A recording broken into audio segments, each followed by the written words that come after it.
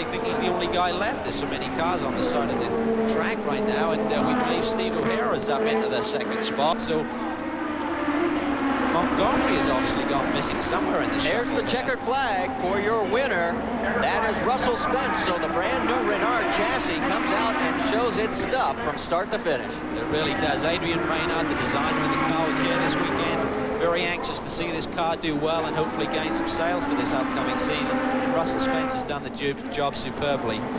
Let's take a look at the final results here in round number 1 of the Toyota Atlantic Championship. Behind Russell Spence, it's Steve O'Hara, Stuart Crow, Jamie Gallis, and John Miranda, 1 through 5. Charles Nearberg, Bert Hart, Gustavo Gutierrez, Alex Portman, and John Finch, 6 through 10. And then Jeff Barker, Bill Pratt, Peter Facetta, Gary Peterson, and Robert Falanga, 11 through 15. Let's go to Victory Lane and Ralph Shaheen.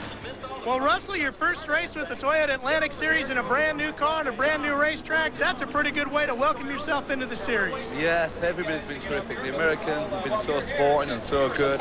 It's been such a pleasure, and of course, we couldn't have asked for a finer result, but you know, it's just been so special, and it's due to the American people. They've really made us feel welcome, really made us feel part of them, and I'd really like to thank you all on behalf of my team, 3001, for being so kind and so helpful. Thank you. Well, Marty, if you're going to introduce yourself to a brand new series, better way to do it than to win it in your first time trying. And Ralph, please send along Calvin and Mike. Congratulations as well. Let's take a look now at the point standings. You can see that Russell Spence opens up a bit of a margin now after round number 1 with Steve O'Hara, Stuart Crow in 2nd and 3rd place. That's going to do it for us here at round number 1 of the Toyota Atlantic Championship.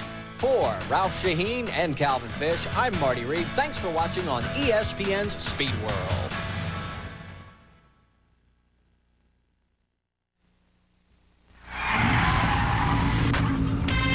Well, here we go.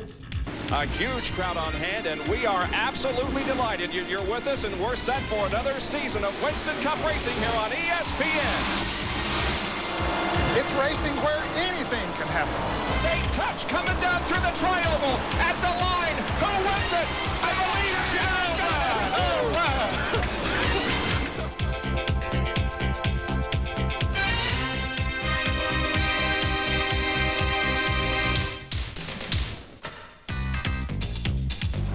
And these guys think I'm crazy. Tremendous side-by-side racing and a crash. Today's story, chassis setup.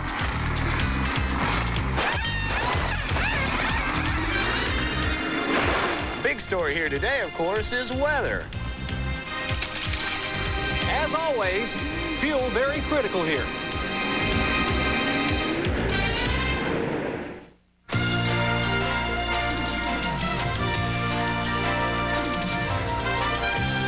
ESPN, the world's leader in motorsports coverage, presents Speed World. Today, live from Darlington Raceway in South Carolina, it's the Trans-South 500. And the showers that were predicted earlier this week will not happen today, as we have bright sunshiny skies and temperature in the low 60s. Good afternoon, everybody. I'm Bob Jenkins, and welcome to Darlington, and welcome to another year of Winston Cup race coverage here on ESPN. We'll televise 16 Winston Cup events for you during the 1992 season, including the season capper at Atlanta in November. Now, as we enter this 5th race of the season, the Winston Cup Quest for the Cup point standings show us that the Daytona 500 winner, Davey Allison, is on top. Bill Elliott, who has won the last 3 races, and Harry Gant are tied for 2nd position. In the second 5, notice there in 8th position, the current Winston Cup reigning champion, Dale Earnhardt.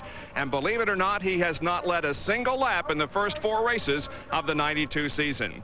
The other big story in Winston Cup racing is the Ford domination. They've won all 4 events this year. They won the last 4 last year. Ned and Benny have more on that. You're right, Bob. Everywhere we go, the fans want to know what's NASCAR going to do about the Fords. They've won 8 in a row. But, Ned, last year, the GM cars won 9 in a row to start the season in 1991. But I think the fans' mindset is Ford versus Chevrolet. Last year, Chevrolet won a couple, then Pontiac won a race. Chevrolet won a couple more. Pontiac won another one. Chevrolet won a couple more, then an Oldsmobile. But in the Ford team's mindset, that's General Motors versus Ford. They say, hey, GM won 9 in a row. What are you screaming about? We won 8 in a row. Well, you know, Benny, one thing that has helped the Fords win those 8 in a row is Bill Elliott and the emergence with he and Junior Johnson and the Budweiser team this year. Don't think even Junior and Bill expected them to do as well as they have, winning the last 3 races. Now, Bill Elliott has a lot going for him this year that he hasn't had in a long time. He has a good team. Of course, he's had a good team in the past, but he has not had to be involved in the day-to-day operations and worried about the business end of it. Now, all he's got to worry about is taking care of the sponsor and driving that race car, and that's what he likes to do best. And another thing that he has going for him is Lady Luck, something that he hasn't had since maybe 1988 when he won the Winston Cup championship.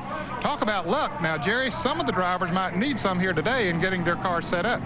You're exactly right, Ned. In fact, 4 days ago, NASCAR faxed the crew chiefs notification they had increased the maximum square inches allowed for the rear spoiler by some 90 square inches, from 280 a year ago, or in fact a week ago, to 370. Now, the combinations vary depending upon height and width. You take height versus width times width to give you the maximum. But this is the old spoiler here off the Morgan Shepherd Wood Brothers car. Take a look at the new spoiler I will put behind it. Obviously about 1.5 inches or 2 inches taller. Now, everyone in NASCAR, most of the crews have applauded this, saying that it gives them more of a margin of safety. They can adjust the car now rather than maxing out the car early on. You don't have to jack all that wedge in the car and possibly risk tearing up a tire. But, and it's a big but, they haven't had a chance to go to the wind tunnel and test it yet. So they'll be on track testing today for some 500 miles. Some concern here by the crew chiefs and a big roll of the dice by a lot of them. For other concerns on pit road, let's go to John Kernan.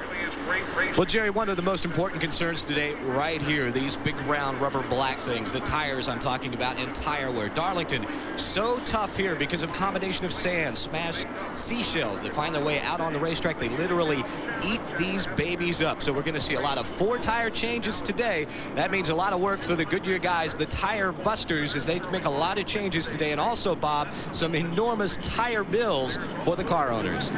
Couple of things to watch for on pit road today. Now let's take a look at the die-hard starting grid for today's Trans-South 500. On the pole with a new track record of 163.067 is Sterling Marlin from Columbia, Tennessee, driving the number 22 Maxwell House Coffee Ford. His teammate on the outside of the front row is Bill Elliott in the Budweiser Ford car number 11. In the second row, from Modesto, California, Ernie Irvin in the number 4 Kodak Film Chevrolet, and then Brett Bodine in the Quaker State Ford, car number 26. The third row, Davey Allison from Hueytown, Alabama, in the Hamilton Ford, car number 28, and then the number 17 Western Auto Chevrolet, driven by Darrell Waltrip from Franklin, Tennessee. Greg Sachs will start 7th in the Kellogg Chevrolet, car number 41, and in 8th starting spot from Kannapolis, North Carolina, the number 3 GM Goodwrench Chevrolet, driven by Dale Earnhardt. 9th and 10th starting positions go to Dale Jarrett in car number 18 and Dave Mader III in number 9. A great qualifying performance by Dave. The 6th row, Harry Gant in 33 and Jeff Bodine in 15. The 7th row, Morgan Shepherd and then Mark Martin. And as you take a look at the rest of the starting lineup for this event, 39 cars strong here today. And a huge crowd is on hand as we get set to go racing. This isn't our first telecast of a race this year. We did, of course, 3 events from Daytona, but it's our first live telecast of a Winston Cup event, and we are excited. Right, guys? And we are ready to go. Doyle Ford has told the drivers the next time by, expect a green flag. So, what, about 40 seconds from now, they'll go barreling down in turn 1. And we will be off and running for another year of Winston Cup racing. Let's take a look at the track description here. It's 1.366 miles in length, pole speed 163.067, a time of 30.157 seconds. We'll go 367 laps, and the field is separated by 4.5 seconds. Now, Darlington Raceway is sort of egg-shaped. You'll notice that the first and second turns are sharper than the third and fourth, and we have a pit road here on the main straightaway and also one on the backstretch. Turn 4 is the area to watch for. We've seen lots of crashes there in the past. The field now is in turn number 3 and will begin accelerating soon for the start of the race. And the third qualifier, Ernie Irvin, made a pit stop on the parade lap, came down the pits, will have to start dead last. There he is, dead last on the field. Irvin, of course, was injured in a Busch Grand National race at Atlanta and started the race but didn't compete in it.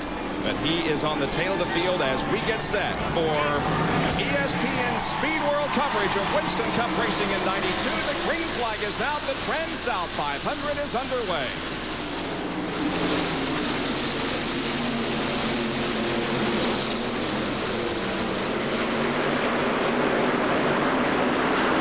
Something's got to give now. Side-by-side, Bill Elliott takes the lead down in turn 3. Well, they get single file in a hurry when they head into that turn.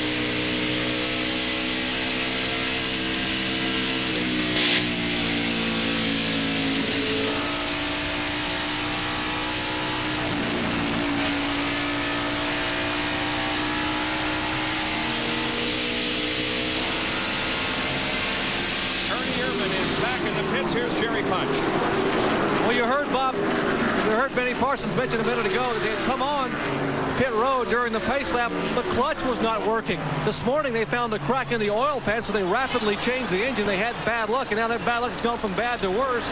He cannot shift the car. He was in first gear, having to run less than about 60 miles an hour around here. Now they have brought the car down pit road. They will jack it up, put it on 4 jack stands. Tony Glover and the crew climb beneath the car. And certainly a long day already for Ernie Irvan. As Jeff Bodine is already slowing down, he too having trouble. This is definitely an unscheduled situation for him. He was one of the favorites in this race today, but Jeff Bodine in the Motorcraft Ford coming down pit road. Boy, they'll tell you, it's tough to get behind early here in this race, Ben. It's awfully hard to make up. John Kernan is there in the Jeff Bodine pit. They go to work on the right side of the car. They're going to change 2 tires. We just got here. We think that he possibly has a tire going down already. Crew looking around on the right side. They get the 2 tires changed, and he is away, and the crew not pleased. Elliott is the leader of the race. Davey Allison running second, then Harry Gant. The battle for 4th position is between our pole sitter, Sterling Marlin, and Greg Saxon, 41 on the inside, as he takes over that spot. And that was Brett Bodine in the Quaker State Ford that went by the 22 car into 3rd spot. Here's Earnhardt trying to make a move on Sterling Marlin. Marlin's car apparently not handling too well, dropping back through the field a little bit. Greg Sachs, you got to be impressed with this guy. He has run good in every race so far this year. Has had very good qualifying runs and showing what he can do here early in the race. Harry Hyde, who took Tim Richmond to glory back in 1986, working on that car along with Dennis Carter, some people that was with Harry back in the 86 season. Waltrip going around Earnhardt down on the inside. Let's see if he slides up and Earnhardt drives back under it. He slides up. Earnhardt's tried that move back on the inside. Boy, you see it so many times here at Darlington. Pulling alongside and taking the position away from them. Here comes Dale Jarrett on the inside of Darrell Waltrip now. Has position going in turn 1. No, he backs off. He thought better of that and backed off a little bit. Good move by Dale Jarrett. And that is Harry Gant behind Dale Jarrett. Then comes Dave Maynard driving the number 9 Melling car this weekend. Back up front, meanwhile, it is Bill Elliott setting the pace here in the early going with Davey Allison running second and Brett Bodine in the Quaker State Ford running in 3rd spot. Welcome to Winston Cup Racing on ESPN. We'll be right back.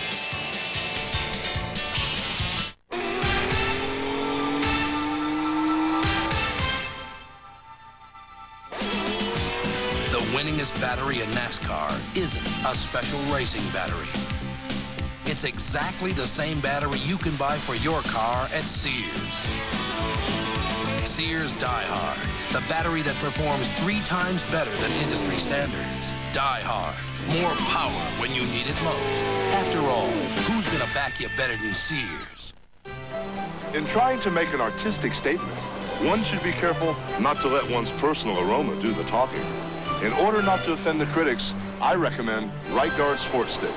It provides maximum protection and the freshest scents, a sublime palette of odoriferous emanations. After all, a true artiste should be remembered for his inspiration, not his perspiration.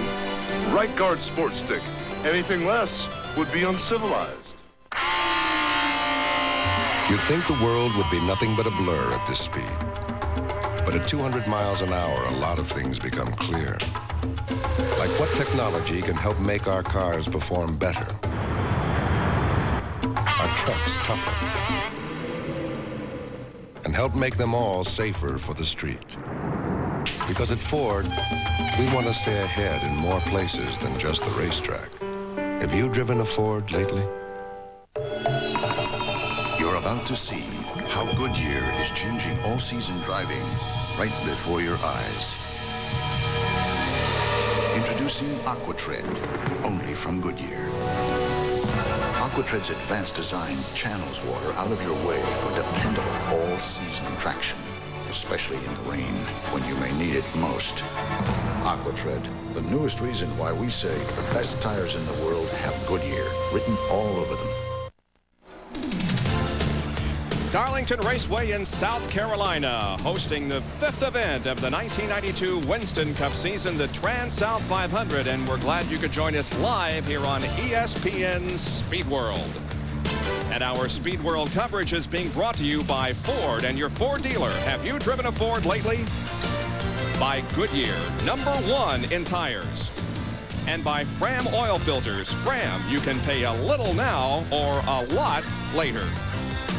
The exciting Gillette Halfway Challenge is coming up in today's race. A driver leading at the halfway point will win $10,000, and a fan at home will have a chance to win a Chevrolet Lumina Z34. In addition, if you have the correct UPC code from a Gillette product, such as right guard and sensor, you could win an instant prize. Now, to win or call 1-900-436-7000 before the halfway lap. The call will cost you 95 cents. You must be 18 years of age or over to enter. If your entry is selected and you are called at home, you can name the driver who is leading at the halfway point. The Gillette Halfway Challenge will award you a Chevrolet Lumina Z34. Boy, am I glad you got through that, because we have got some excitement on the racetrack. It is Elliott up front, Davey Allison right behind, and Brett Bodine running a very close third. Brett Bodine, this is maybe the best race he's ever had on a big racetrack, Ned. He ran very well at North Wilkesboro a couple of times, but a big racetrack, he is really running well. Car seems to really be hooked up for him, and that is the key here at Darlington. He likes this racetrack. He likes the tracks that get slick and maybe not quite as high banked as Daytona and some of those, and knows how to set a car up to get around those. Davey Allison apparently has his car set up pretty good too. Well, every 15 minutes or so during the entire race, we're going to bring you a field summary. This one's sponsored by Fram. Watch for your favorite driver as we run down the entire field standings at this moment. Now, this isn't from 5 laps ago or 6 laps ago. It is current, up-to-date information. So watch for these about every 15 minutes as we keep you informed as to where your favorite driver is running in Winston Cup races. First 3 continue to run in the same order, but Davey Allison now on the low side of Bill Elliott is trying to take away that top position. Elliott has led all the way so far, and we are 15 laps into this event. Now Davey will pull alongside and try to take first place going into turn 3. He has it. Let's see if it'll stick. It is going to stick, because Bill Elliott right now, he realizes Davey is a little bit faster, so there's no point in getting back in front of him this early in the race. Notice in 34th and 35th positions, Teague and Bodine are already a lap down. That's what the -1 indicates. And you can see that James Hilton, for instance, is 6 laps down, and Ernie Irvin, because of that early pit stop, is 12 laps down already. No, Ernie Irvin is still sitting down there, so being worked on the car. And Kerry Teague was just black flagged by NASCAR in the Team USA car. Spitfire spark plug, so he's taking his car to the pits. Now let's go down to John Kernan, who has more on the situation in the pits. Actually, Bob, we're talking about Brett Bodine, how well he's running here today. It's the same car he ran at Rockingham. It's a brand new Mike Laughlin car that they put their own special snout on. Remember what happened last year when Harry Gant's crew, Andy Petrie, used the special snout they had? Well, Brett Bodine was running 4th at Rockingham with just 18 laps to go, and he had a flat tire. But he's hoping that won't happen today. He just passed the car number 11. He said, we are going to be awfully, awfully competitive today. And right now, he's living up to his word. He sure is, Jerry. Sorry for the bad reference there. And talk about a team that has had their share of bad luck during the 92 season. They've had a couple of races where they've been very competitive, but their best finish has been an 8th, and they were the first out of the event at the Daytona 500 because of a distributor problem. And they had also mechanical problems during Richmond. They finished 20th at Atlanta in the most recent Winston Cup event. But right now, Brett Bodine is running in second spot to our leader, Davey Allison. Davey Allison has pulled away once he moved around Bill Elliott. Of course, with Brett Bodine taking a lap to get around Elliott, that gave Davey some breathing room to run away. Let's go to the pits and John Kernan. Ned, you know, at the beginning, I told you about the things that get up on the racetrack. Well, that's exactly what happened to Jeff Bodine. He ran over a big piece of something that cut a chunk out of the tire. It's from the right rear. It went flat. He had to come in and change it. Cost him a lot of valuable time out there on the pits. And also down pit road is Jerry Punch with a report on Ernie Irvan. And for all you Ernie Irvan fans, he is back on the racetrack. They have put shims behind the clutch so it'll engage and disengage properly, but unfortunately the Kodak Film Chevrolet has lost, as we calculate, about 18 laps. Back on the track now and apparently up to speed. Ernie Irvan has a long way to catch up, though, in this one. Well, when he went into this race with those injuries that he received, he was a little bit sore and hurting a little bit, but if he was up there running up front, that wouldn't bother him.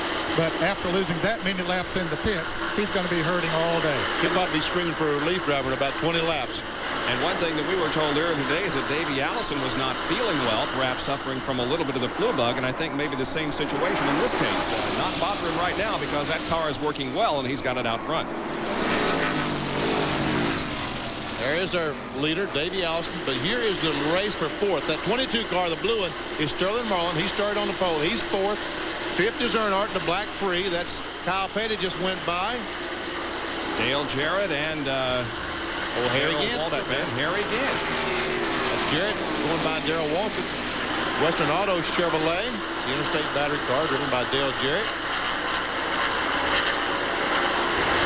Old Harry just sitting back there watching all that racing. Hasn't slid that car a bit. He's just keeping her right in a good straight groove as he normally does. Takes care of those tires. We'll hear from him after a while. And Alan Kulwicki's come up and joined that group of cars. And Alan Kulwicki started way back in the field, so he must have his car hooked up. He started so far back that he has to pit on the backstretch here. Being, I think he qualified in 25th position, and that means he's pitting on the backstretch. So that's going to be a detriment to him all day long, especially during caution flag pit stops.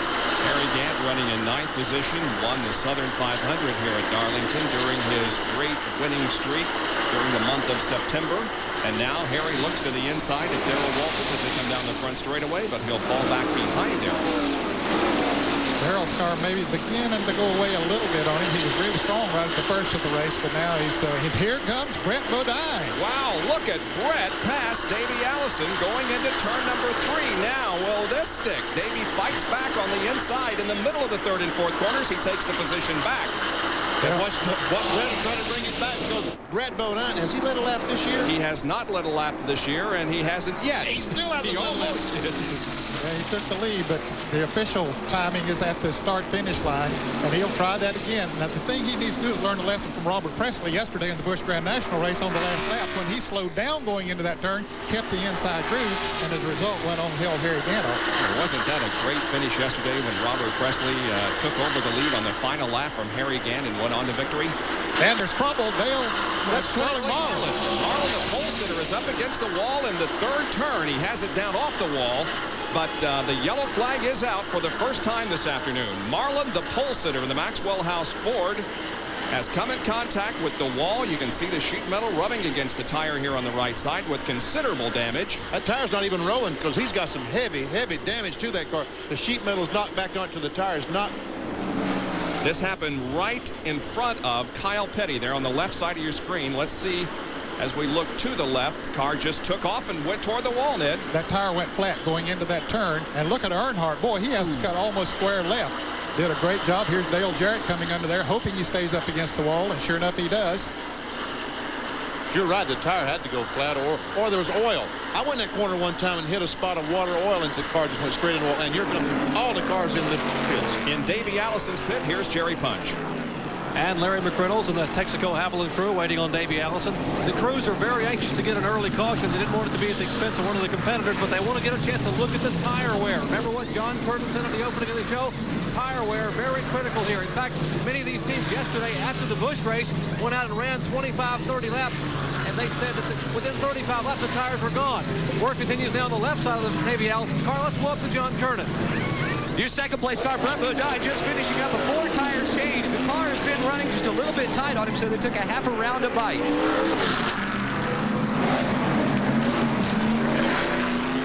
Bodine is going out, so is Earnhardt and Gant and the others. Dale Earnhardt will be 3rd in line as they line up for the restart.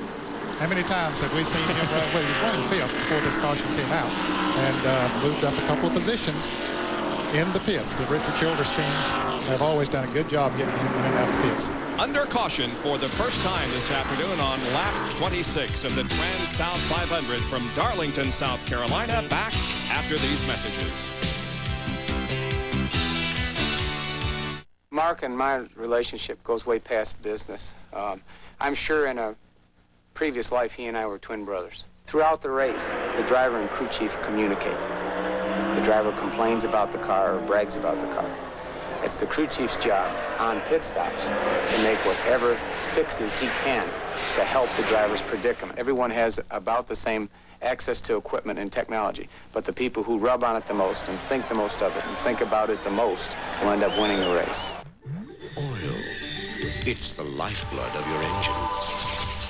That makes your oil filter your engine's most vital organ. That's why Fram keeps going the extra mile to make the best protection even better. The Fram Extra Guard oil filter. Unique glass fiber paper stops more dirt than any other filter for the best protection ever. Fram Extra Guard. American or import, it's an extra lease on life. Win a trip to the World Series or a week at ESPN's Fantasy Baseball Camp. It's the Babe Movie Contest. Call 1-900-737-1714. The call costs 99 cents a minute. To enter, correctly answer a question based on the movie The Babe. Or send name, address, phone number, and the name of the last team the Babe played for to this address. Winners selected by random drawing. Get a different trivia fact nightly on ESPN's Baseball Tonight. And watch for The Babe, starring John Goodman at a theater near you. Talk to him about. Elmo Langley has the field in tow in the Pontiac pace car. Under caution for the first time this afternoon. Sterling Marlin making contact with the wall up in turn number 3 has driven the car to the garage area. Is that Gary Nelson in the back of the hoop? He had a rider in that car, didn't he? I don't know. I didn't see. I was looking at Elmo, admiring him, so I didn't pay much attention to the back seat. I looked the other way. He does have a passenger, but well, we just completed some pit stops, and Todd Parrott of Rusty Wallace's Miller Genuine Draft Pontiac crew is wearing our crew cam this afternoon, and this is what it looked like to Todd Parrott as Rusty came in. Todd Parrott is the guy that carries the tires over the wall. We see him going around the jack man. Right rear comes off, he rolls the tire in. Now he stands by to make sure all the lug nuts are on, otherwise he will stick one on. Now he rolls the tire back over, gets the left rear tire. As soon as that tire comes off, wow, he rolls that tire into the left rear tire changer. Stands back and watches Rusty Wallace drive away. Nothing to it, about 22 seconds. Yeah, looked like he was standing on his head a few times, but he wasn't. Let's check on tire wear as we go to Jerry Punch with Tim Brewer. Bob, a big concern early today was tire wear. You've now had a pit stop, Tim, and have been able to bring the Budweiser car in and take 4 tires off. What do they look like?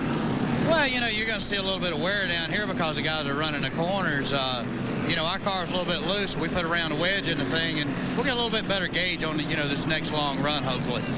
You still don't think they'll go a full fuel stop, a full 70 laps? Well, you know, the guys are running pretty hard today, and, you know, they're kind of abusing these things a little bit, so they'll settle down after a while, and everything will come out pretty good, I think. That's Tim Brewer, and he's smiling for a reason. They've won 3 in a row. Let's check in the garage area with John Kernan. Jerry, I'm with Sterling Marlin, a very disappointed Sterling Marlin. And Sterling, from the replays, it looks like a tire may have gone down. Did you feel it before it happened? No, it didn't. Went in the back straightaway, and everything's normal, and let off going 3, and the car never turned. I don't know if you know, something broke on the suspension or run over something, cut a tire, but the car never turned when we got there. Well, they're doing a lot of work on it right now, including suspension, a little bit of everything, trying to get back out there and get as many points as you can. Yeah, we are. We're going to, you know, get back out, and you know, we come up to 14th in the points, and you can't give up nothing. We're going to be back. There you have it from Sterling Marlin. As the work continues down here in the garage area, you can see that he brushed the wall pretty hard. They're working underneath with the suspension. They're changing a sway bar and also a shock on the right front. Work continuing on Sterling's car in the garage area while the field is still under caution. We'll take another break and be right back to Darlington.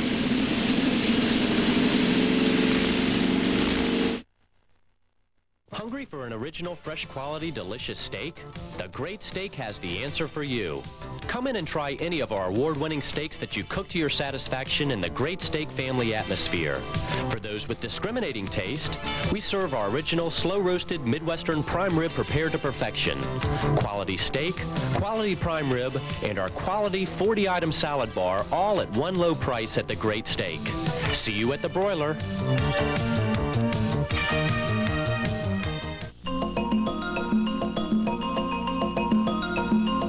The 1992 Lincoln Mercurys are now on sale at Coliseum Lincoln Mercury, with a car to meet your lifestyle and needs. From the incomparable Lincoln Town Car to the totally redesigned Sable and Grand Marquis to the sporty Capri convertible. With factory financing and rebates up to $750 on all models, come to Coliseum Lincoln Mercury to see the entire 1992 Lincoln Mercury lineup.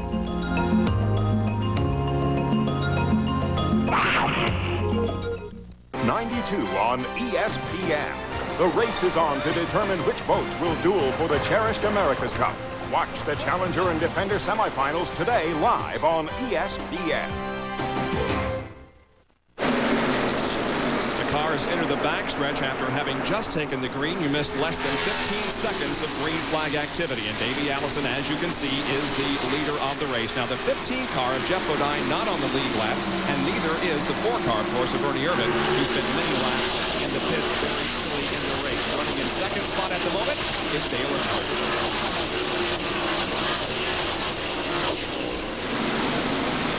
Davey Allison is just not getting in turn 1 well at all. We see Jeff Bodine moved up right on the back bumper going down to turn 1. This is the rip cam on Mark Martin's Valvoline Ford, also telemetry.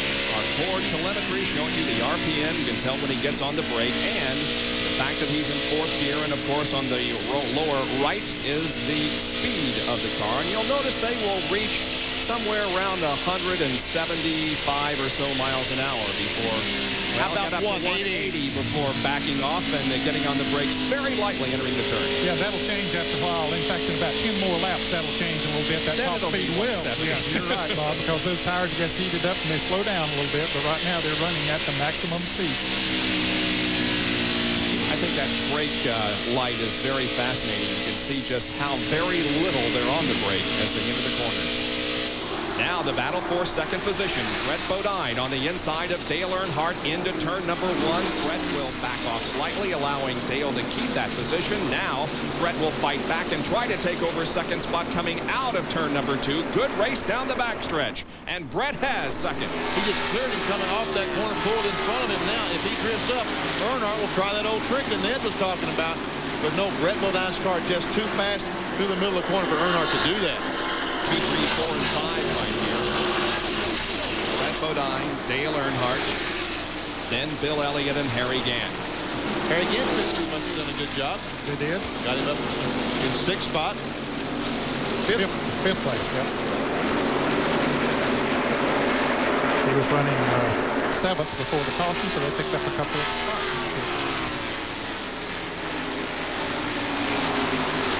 Well, it moves up on the back bumper of Earnhardt.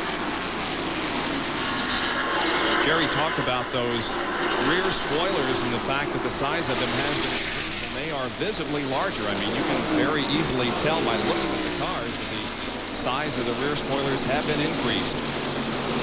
Now here comes Kyle Petty up to challenge Harry Gant. Kyle was running good before the caution, Bob. He had moved into the top 5 and lost a couple of positions during the pit stop, but coming back up through there again. We talked about Kyle Petty and Rockingham and just how well that he runs there, but this is a good racetrack going too. As we're watching the Fram field summary, this is how the cars are running right now. As you're watching the action, this is how they are positioned on the racetrack. Rusty Wallace in 10th spot. Schrader 9th. Strickland, Marlin, we see Ricky Rudd in 15th, and here comes Kyle Petty on the inside of Harry Gant. Trying to take over the position from Harry Gant. He does. Well, I tell you, the folks on the technical side of this thing doing a great job. We can see how the cars are running all back through the field. At the same time, continue to see the race. Well, that's one of the things that our viewers have told us over the years. They want to know where their particular driver is running, and sometimes we won't be able to get back to them and show them as often as we would like, but at least during our field summaries. We'll show you where they are running at that particular moment. And notice now the numbers on the right are laps down, and Jimmy Spencer, you can see, is out of the race. He was running in 33rd position, but he will drop now since he has retired that car. Tough break for Travis Carter and Black Molly Gold entry. And Dr. Jerry Punch has a comment on Harry Gant's performance. Gentlemen, Harry Gant has complained to his crew just a minute ago that he has a serious push in the car. And, of course, that means he can't get the car to turn in the corners. You saw Kyle Petty go by him a minute ago. And if Darrell Waltrip can catch him, Harry Gant's going to be fair game for about 15 or 20 laps until he can get that push to go away and get the car to handle in the corner. Gant, a lot of speed, but the car not handling in the corner. So right now, he's struggling to fight the steering wheel. One thing that he has to be careful of, Jerry, is to not push that car too hard, especially going into the turns, and heat that right front tire up. A push will make it do that, and boy, the problem multiplies if you do that. But Harry Gant is one of the best in the business at conserving his tires. Looks like he's doing okay there now. He's keeping a good distance between he and Harry Gant.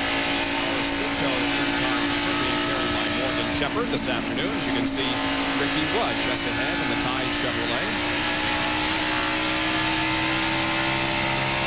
Talking to the Wood boys this morning, I didn't see Morgan over by the car, but I did talk to Eddie and Lynn Wood, and they said the car they're having trouble getting the car to not push. Talking about Harry again having a pushing problem. That's the problem that Morgan has been complaining about all week here at Darlington. The car pushing through the corners, trying to just go straight and not turn well. Mark Martin just ahead of Ricky Rudd, who is just ahead of Morgan. There's a loose cam on Mark Martin's car. You hear Martin back off the gas now. He's full on the throttle down the front straightaway. Back up to about 175 miles an hour right there. Hit the brakes.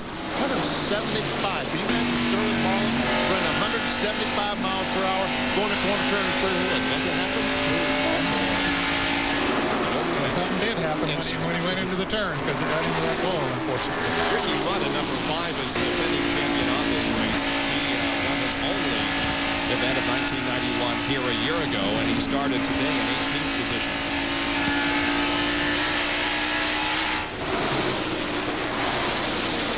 That's 14th now. That's 13th, 14th, 15th. Martin 13th. Shepard looking inside, and as we look back from Mark Martin's car, we can see that battle developing and the Ford telemetry once again.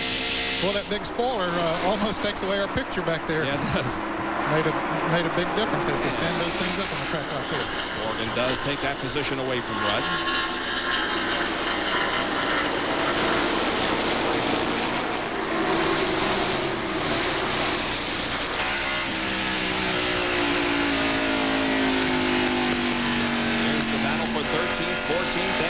The battle in the pack between Mark Martin.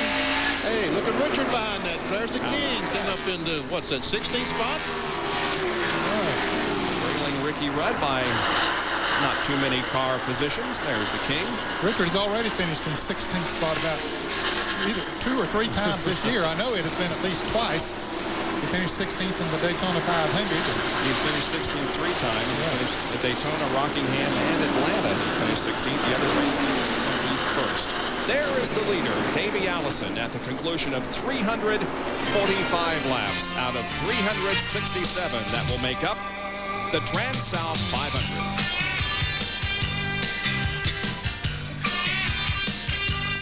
For age-old problems like these, Goodyear introduces a brand new solution like this. Goodyear Wrangler GSA. Goodyear Wrangler GSA has a unique triple tread zone that gives you breakthrough, all-service, all-season traction. Mile after mile, year after year. So if you own one of these, you need these. Goodyear Wrangler GSA. Then you'll know why we say the best tires in the world have Goodyear written all over them. Ask anyone who's driven a Ford lately. Like the people from Car and Driver, who've named Taurus SHO one of their 10 best. The people from Motor Trend, who named Explorer the best buy in its class. Or any one of the thousands of people who've made Escort the best-selling small car in America. Have you driven a Ford lately? It's more than just a question. It's an answer. It is from Kodak. It delivers the highest resolution, microfine grain, superior image structure for ultra-sharp detail. It is called Ektar. Ektar film by Kodak. The genius is in the details. Ektar film now comes in a new cartonless package in 25, 100, and 1,000 speeds. Pocono Raceway. It's a little bit of Dixie and the beautiful Pocono Mountains of Pennsylvania. I'm Richard Petty. Why just watch racing on TV when you can be there? Join me and all the stars of Daytona at Pocono twice this year. June 14th, it's the Champion Spark Plug 500. July 19th, it's the Pocono Summer 500. For the best seats, order now. Call and become eligible to win a trip for two to Charlotte in October. Call 1-800-RACEWAY. Operators standing by. For Pocono vacation information, call 1-800-POCONOS.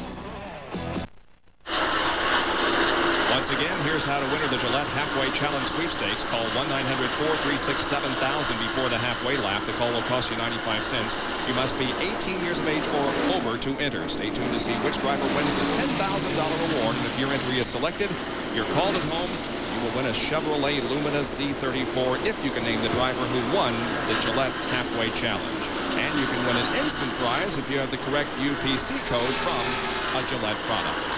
All right, here comes Kyle Petty. Passing Bill Elliott going down in turn 3. There's trouble about how that much hair. That's for fourth place. Kyle Petty going to fourth. Dale Earnhardt remains in third. The leader is Davey Allison, and second place is Brett Bodine.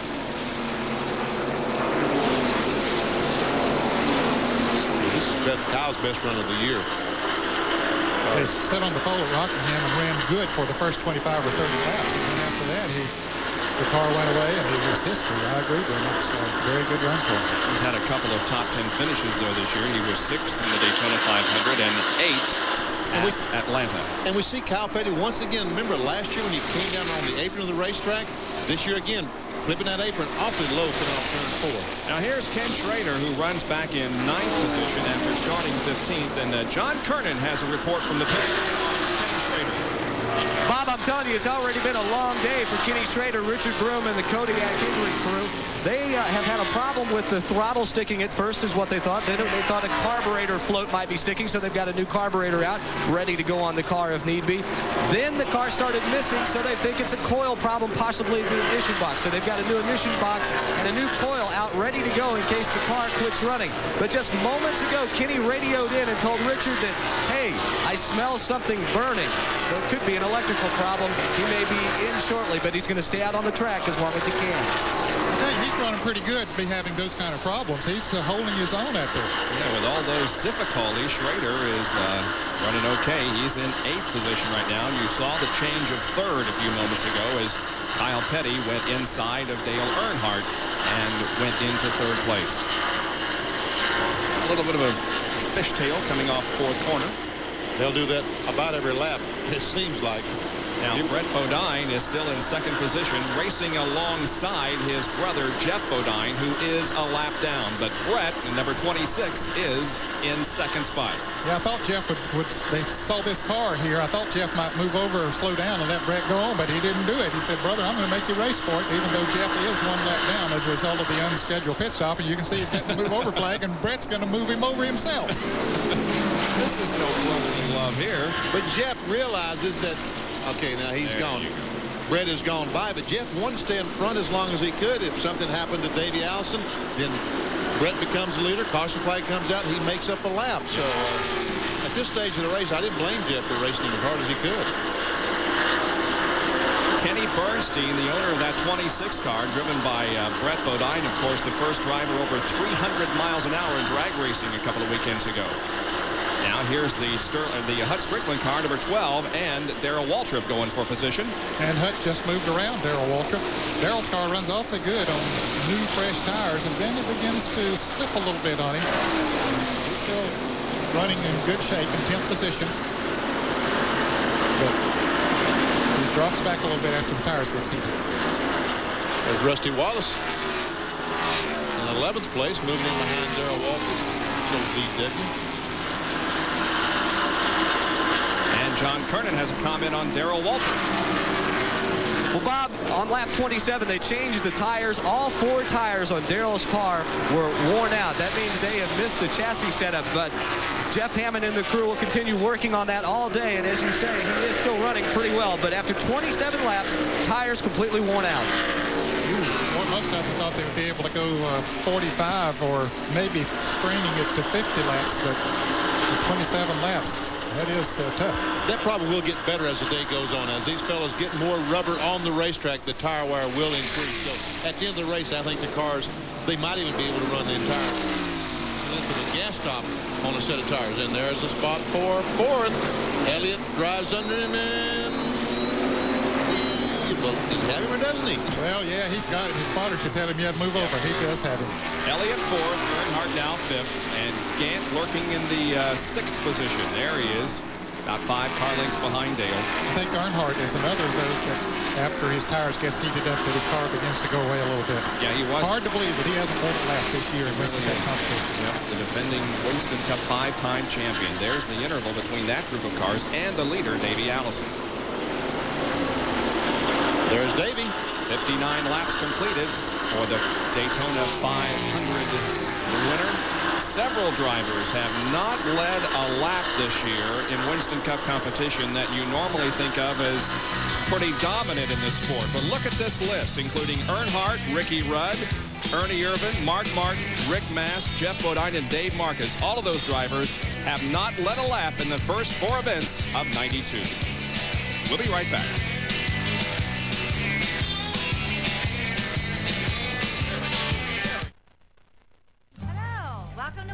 Welcome to Walmart means number 1, customer service, and number 2, the lowest prices. And it is. It's personal service. Yeah. And that's what people like. It gives them a sense of that we do care, and it's very important that they know that. That doesn't really seem like work when you're working with customers. You get the satisfaction of making a customer happy and then walking out of the store feeling good about the purchase that they made. The low prices speak for themselves. Welcome to Walmart. Our grand opening begins Wednesday in Newport News. Cadillacs, Oldsmobiles, GMC trucks, and Saabs. Tidewater car and truck buyers are switching to Subtle. Subtle for price. We refuse to be undersold ever. Subtle for service. A commitment to excellence second to none. Now it's time. Time for you to make the switch to Subtle. In Newport News. Of McEnroe, Agassi, Sampras, and Leach, and you've got an explosive U.S. team determined to reclaim the Davis Cup. Their obstacle, Czechoslovakia, Sunday at midnight Eastern on ESPN. With a field this elite, it would be quite a feat for Jack to three-peat. Defending champion Jack Nicklaus goes for a 3rd consecutive win at the Tradition. Complete coverage begins Thursday on ESPN.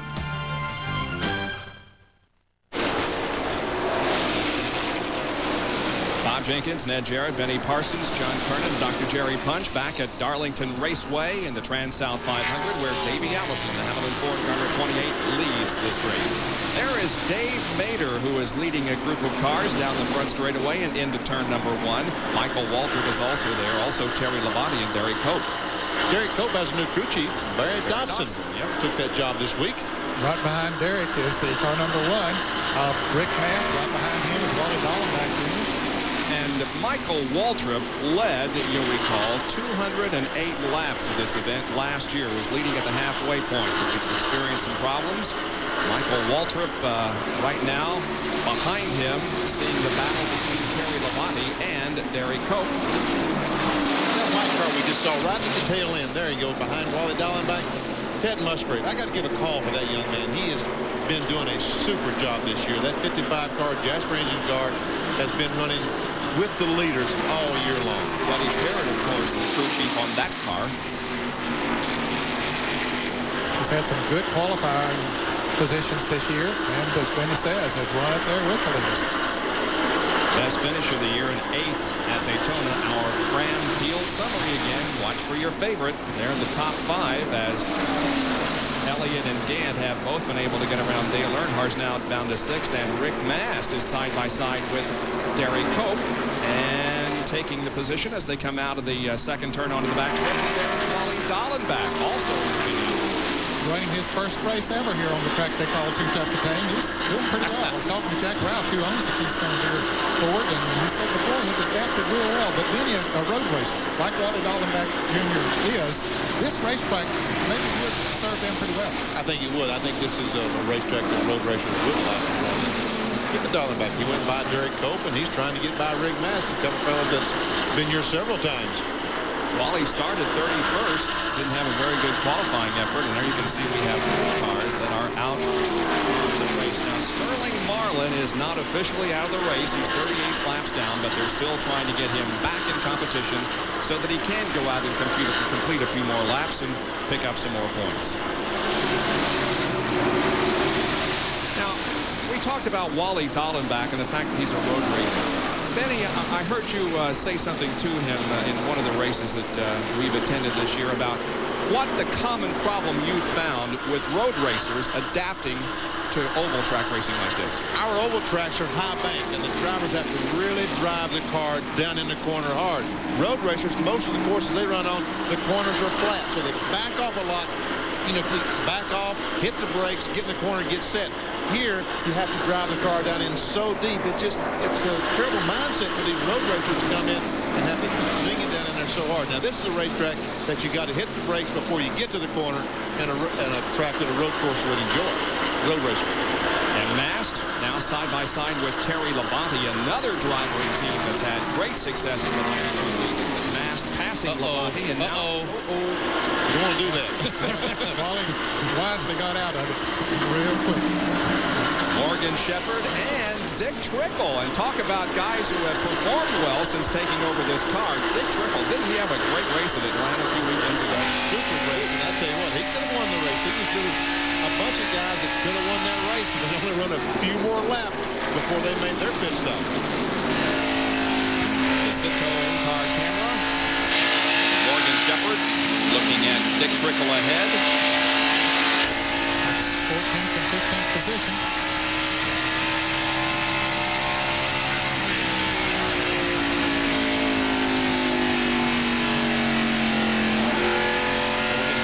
Back on the gas, accelerating off the corner, running the back straightaway as hard as he can go.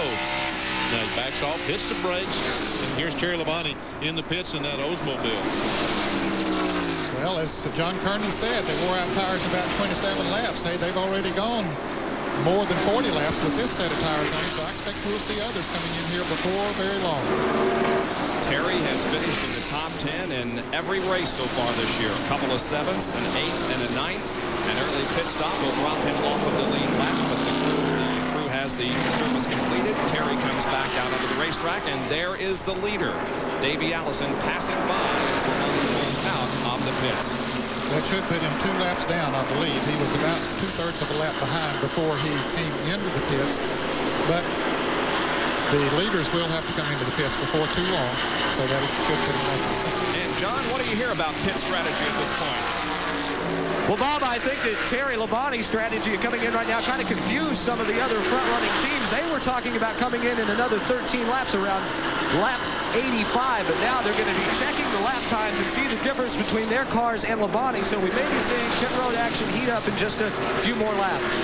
But for right now, they stay out on the racetrack, and the separation between first and second isn't all that much. It has not been, at this point, a race that Davey Allison has completely dominated. He's had a tough time shaking Brett Bodine. He has. As a matter of fact, we can see that Brett Bodine is slowly closing in on Davey Allison. It's only just a few inches at a time, but he is, in fact, closing. Mark Martin and Darrell Waltrip are running together on the racetrack. That's for 12th position. Mark is in 12th, and Darrell is in 13th. So Darrell continues to fall back a little bit. The last time we talked about him, he was in about 10th position. Something just happened to Kyle Petty's car as we come off turn 2 as we look at the telemetry in the automotive Mark Martin's car. 119 miles per hour, the slowest speed around this racetrack over in turn 1, and that will be the slowest point around the course.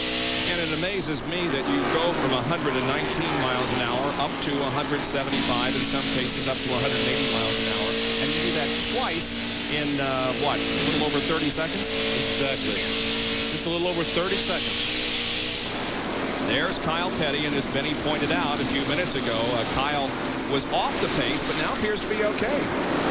They're trying to figure out what's wrong with the car because we talked earlier, he was gaining on the leader, Davey Allison, but now he's falling back. Bill Elliott moved around him for the 3rd spot. Derek Cope has just made a pit stop on the backstretch in the Pure Water Chevrolet, and here are the leaders. Davey Allison, Brett Bodine has moved in close. Yeah, he's only within about a car length and a half of the lead. Davey has it right now. Brett is second. There's the top 5. Back in a moment. When Darrell Waltrip needs a part, he needs the right part, and he needs it fast. And when you need parts, see the parts team at Western Auto. We've got top name brands and thousands of parts in stock. Right, guys? Right, DW. And we've got the right price, backed by our low price guarantee, right? Right, DW. And while you're at Western Auto, pick up Valvoline motor oil at a low Western Auto price. People who know, use Valvoline. Western Auto, the official auto parts and service store of NASCAR. Right, guys? Right, DW.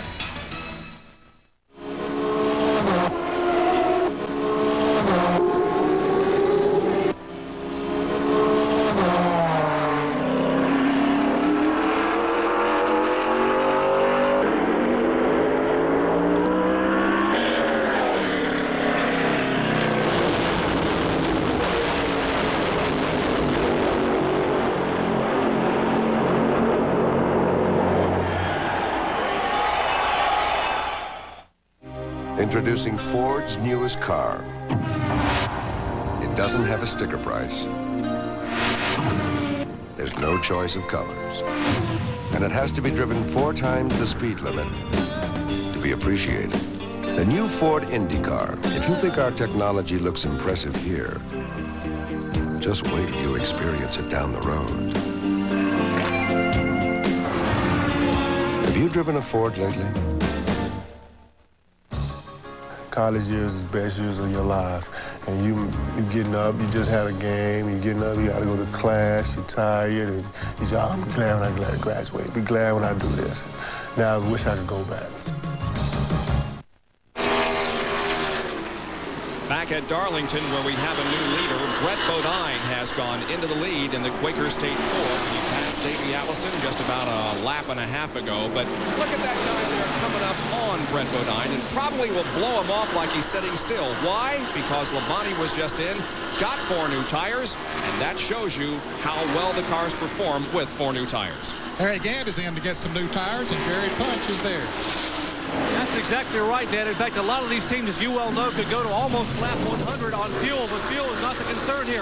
After Terry Labonte pitted and the other crew chiefs ran up and saw that his tires were worn out, they decided to come back and bring the other cars in much, much earlier. That's why you see Gant pitting now for 4 tires. We expect to see Davey Allison, Mark Barr, and others in within about 6 or 7 laps, around lap 85. Left side tires now going on this Gold Classic Oldsmobile, and Harry Gant is getting ready to leave pit road.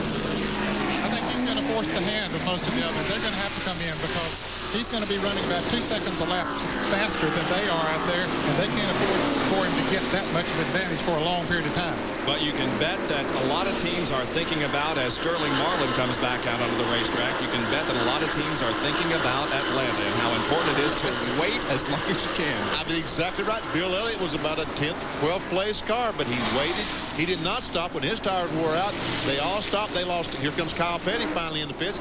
They all lost 2 laps making their pit stop with 4 tires. Elliott stays on the racetrack and laps the entire field when the caution flag did come out. John Kernan is there with Kyle Petty.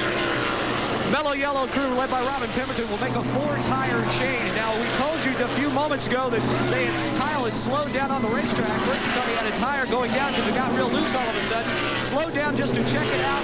When he found out he didn't have a flat, he stayed out there. They're in about 2 laps earlier than what they had previously thought they would have received Labonte's tires. And how worn out they were. Kyle, 4 tires in a way. Good stop. 22.5 seconds for Kyle Petty as he takes the mellow yellow Pontiac back out onto the racetrack. We've caution period so far. That was for Sterling Marlin, who hit the wall up in turn number 3, but Sterling is back out on the racetrack, and since then it's been all green, and there is the leader, Brett Bodine. And there's his brother, who is a lap down. That's Jeff Bodine in the red 15, the Motorcraft Ford.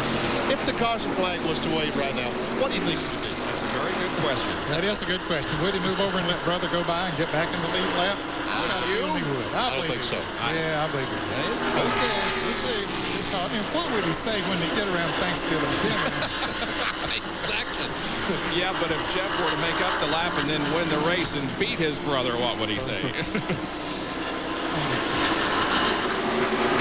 Remember just a little bit ago when the 94 car went by the leader, Terry Labonte, but look where he is up here. He's coming off turn 2, and the 26 car is back in the middle of the corner. And he's still passing cars. He's still passing cars. And Richard Petty's been in the pits, and he's just passing the leader. Jeff Bodine just went around the leader as we watched Terry Labonte try to pass Dale Earnhardt. Brett Bodine will be coming into the pits before too long because his tires are completely gone away. You can't even see his brother Jeff and Richard Petty in the screen. There they are, and you can see Richard moving around Jeff. He went in the STP Pontiac. He's motoring right on around here now. King Richard. So Jeff Bodine has an awfully good race car right here. Rusty Wallace in and making the chassis adjustment. We saw Jerry Punch talk about that at the top of the show. Crew cam. Dave made the third, just made a pit stop in the Melling car. Rusty back out.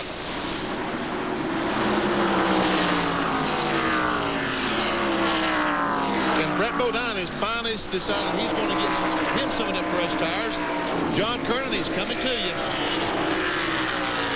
Benny, we had checked Brett's tire wear earlier after the first pit stop, and he appeared to be getting the best tire wear of anyone down here on our side of pit road. But right now, he will come in and take on 4 tires because you saw the dramatic difference of cars that were running in the middle of the pack with brand new tires, how they just blew around Brett. Now, also on the front grill, you can see a lot of rubber on there. That's from the tires and how the rubber is just literally ground off the tread.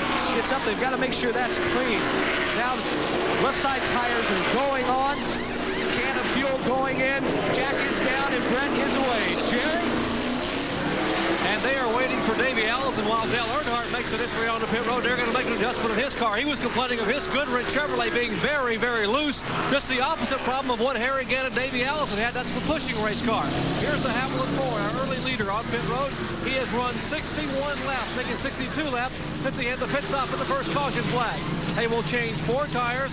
They don't have time under the green to make a major adjustment. They wanted to take a rubber out, try to get rid of some of the push. They don't have time here in the green flag conditions. They will put now left side tires on, both cans of fuel going in. They get ready to pull the jack, and Davey Allison is down and away. Well, that was a 20-second pit stop. That was the best that we have seen so far. Robert Yates crew doing a great job. And the leader is Bill Elliott. This is what happened last week in Atlanta. He stayed out there, and boom, the caution flag waved. He had the entire field out. But right now, there's still other cars that he has not lapped that have not made a pit stop yet. Well, Dale Jarrett's moved up to second, and Hut Strickland to third, and Alan Kulwicki to fourth. None of them have stopped. Now here comes Elliott into the pits. Other cars on pit road include Ken Schrader and Darrell Waltrip and Morgan Shepherd. There's Darrell Waltrip. Western Auto car getting service. That signal means that the gas tank is full. See, that guy with his right hand up. He's telling the crew that the gas tank is full. You can let the jack man will look at him and see that right hand is up. Jerry Punch is there with Bill Elliott. Bill Elliott's crew, the Budweiser crew, going to work on his car. Dale Jarrett also on pit road getting work on his machine. Now, Tim Pruitt told us before the race that he would be among the last cars to pit every series, hoping he can do what he did in Atlanta and possibly catch a caution and be the only car on the lead lap. It hasn't worked yet today, but it might. Good gas mileage as always for the Budweiser crew. 4 tires, and Bill Elliott is away. 21.5 seconds. Yeah, about a second and a half slower than Davey Allison's crew completed the work on that car. Dale Jarrett also going back out onto the racetrack as the scoreboard is now showing us that Alan Kulwicki has assumed the lead because he has not made a pit stop. We're in the early stages of the Trans-South 500 from Darlington Raceway.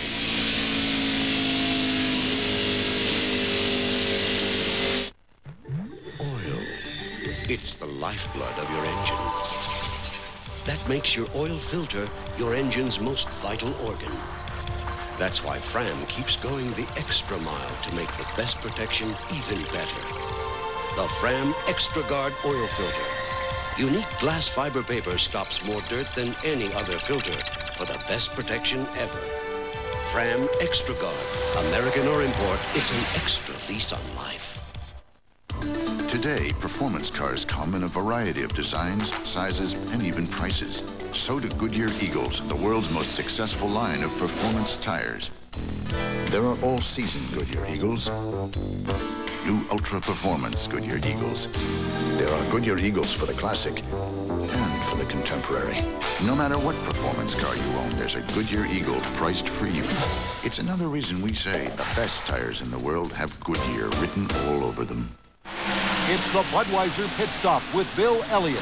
Hi, I'm Bill Elliott. There's a big difference between the tires on your car and the ones we use during a race. Tread is imported on passenger tires, helping them to dissipate water when it rains. But we don't race in the rain. Our Goodyear Racing Eagles are smooth tires, called slicks. Because there's no tread, they cling to the track, giving us better traction. These tires cost about $900 for a set of 4. During a 500-mile race, we may go through about 10 sets or about 40 tires. We respected what Phil was doing, but we weren't going to let him know that.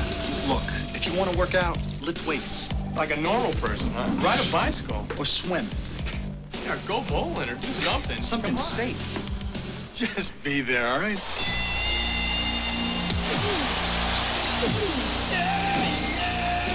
Only one beer has the taste as genuine as the people who drink it.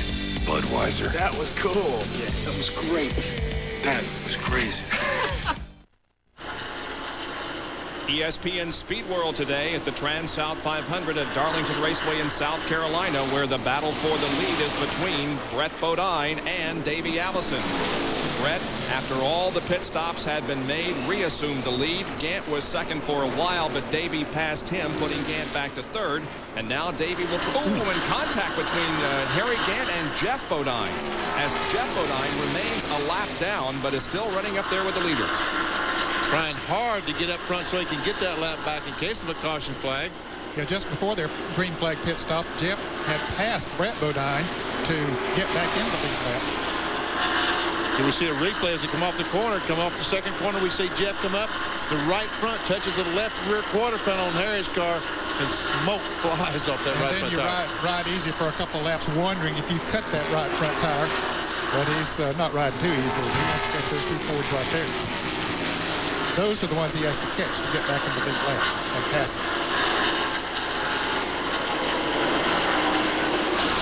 Davey ran up on the back bumper and Brett Bodine like he was going to pass him, but that was a couple of laps ago and nothing's happened. Well, John Kernan has more on this tire wear situation that he talked about in the early part of our show. John? Bob, I've got the set of tires off of Brett Bodine's car. Now, we'd said earlier, after 27 laps, the wear looked pretty good. Well, after 60 laps, this is the right rear. These are the wear indicators. They are almost gone. Now, yesterday, we saw a lot of right front tires getting used up, but this is the right rear, and it is almost worn out. It's the worst worn tire of the set. John, down here in the Harry Gant pit, the story is exactly the same. In fact, it's right rear and left front. This is Harry Gant's left front tire. Now, these radials start with 4.5 30 seconds of rubber. We have marked how much is left. 3 30 seconds, 2, 2, 2, 2. Now, that's the left front. What's happening is they go in the corner and turn the car. The left front tire is on the bottom of the racetrack. It scrubs up across the asphalt and just rips the rubber off. The tire's wearing heavily, and this was only in 55 laps for Harry Gant. All right, thank you guys for that report on the tire wear here in the first 100 laps of the Trans-South 500. We are at lap number 99, as a matter of fact. Another Fram field summary as we run down the entire field for you. And when a car is a lap down, you will see that indicated to the right of his name. And if that particular driver is out of the race, you will also see that indicated. There's the leader, Brett Bodine, and second place Davey Allison moving around some of the slower traffic. That's Bobby Hamilton that they just put a lap on. We see at least 20 cars still in the lead lap. Okay, that's how many there were in the lead lap. Now we get Jeff Bodine, who is running right behind the leaders. There he is in the red car. He is the first car that's a lap down. And we can see Derek Cope, Pure Little Chevrolet, directly in front of Brett Bodine. He is 20th place car, still in the lead lap, and wants to stay in front of these cars. Oh, here comes Davey Allison for the lead. Uh-oh, Davey is going to go back into the lead on lap number 102. Davey passes Brett Bodine, and Allison is back in front. Did something happen to Brett, or did he just get off the gas back in the corner when Davey scared him to death when he drove under him? I think he might have slipped a little bit there and got off the gas, and that's all Davey Allison needed. Now Brett Bodine, Derek Cope has gone that lap down as Brett Bodine moves up on him, and of course Davey Allison passed him a lap ago. Not too far in front of these cars, fellas, is Dale Earnhardt. He's not far from going a lap down. Here comes Gant and Ricky Rudd. Now seeing Harry Gant take the low side down into turn number 1, and Gant goes into second. I think something maybe is a little bit wrong with Brett Bodine's car. He's just slowed down here a little bit in the last lap or so. That's what it looked like back there a little bit ago. I didn't know because it wasn't dramatic, but he has in fact slowed from just what he was running a couple of laps ago. Ricky Rudd is a lap down, trying to get in front of these cars, see if he can get his lap back, like Jeff Bodine is trying his best to do.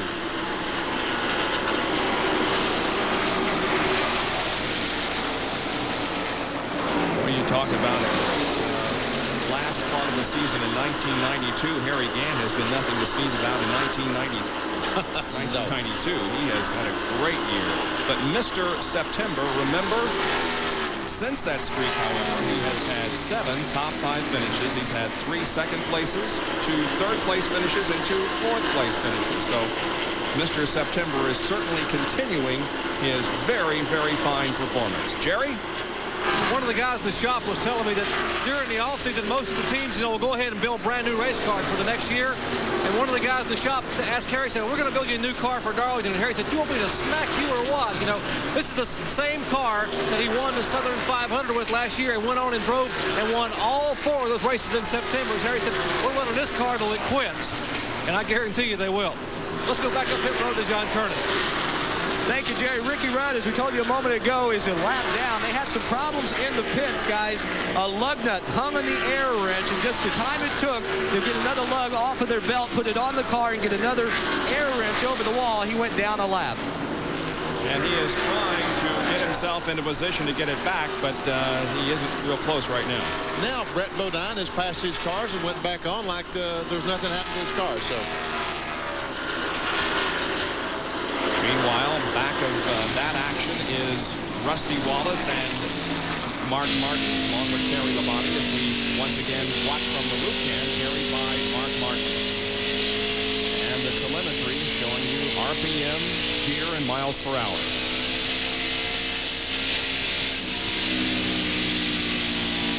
Mark is currently 10th. He's up in turns 3 and 4. Down by the pit road, down in front of the front grandstand. And Dale Earnhardt goes a lap down as Mr. Allison puts Dale a lap down, and the atypical year for Dale Earnhardt continues.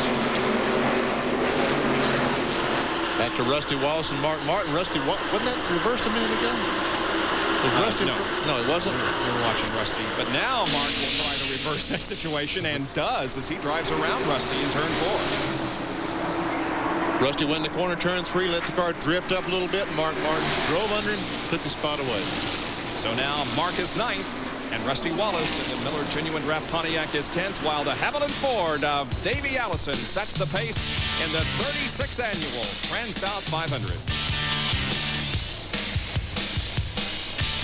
Ask anyone who's driven a Ford lately. Like the people from Car and Driver, who've named Taurus SHO one of their 10 best. The people from Motor Trend, who named Explorer the best buy in its class. Or any one of the thousands of people who've made Escort the best-selling small car in America. Have you driven a Ford lately? It's more than just a question. It's an answer.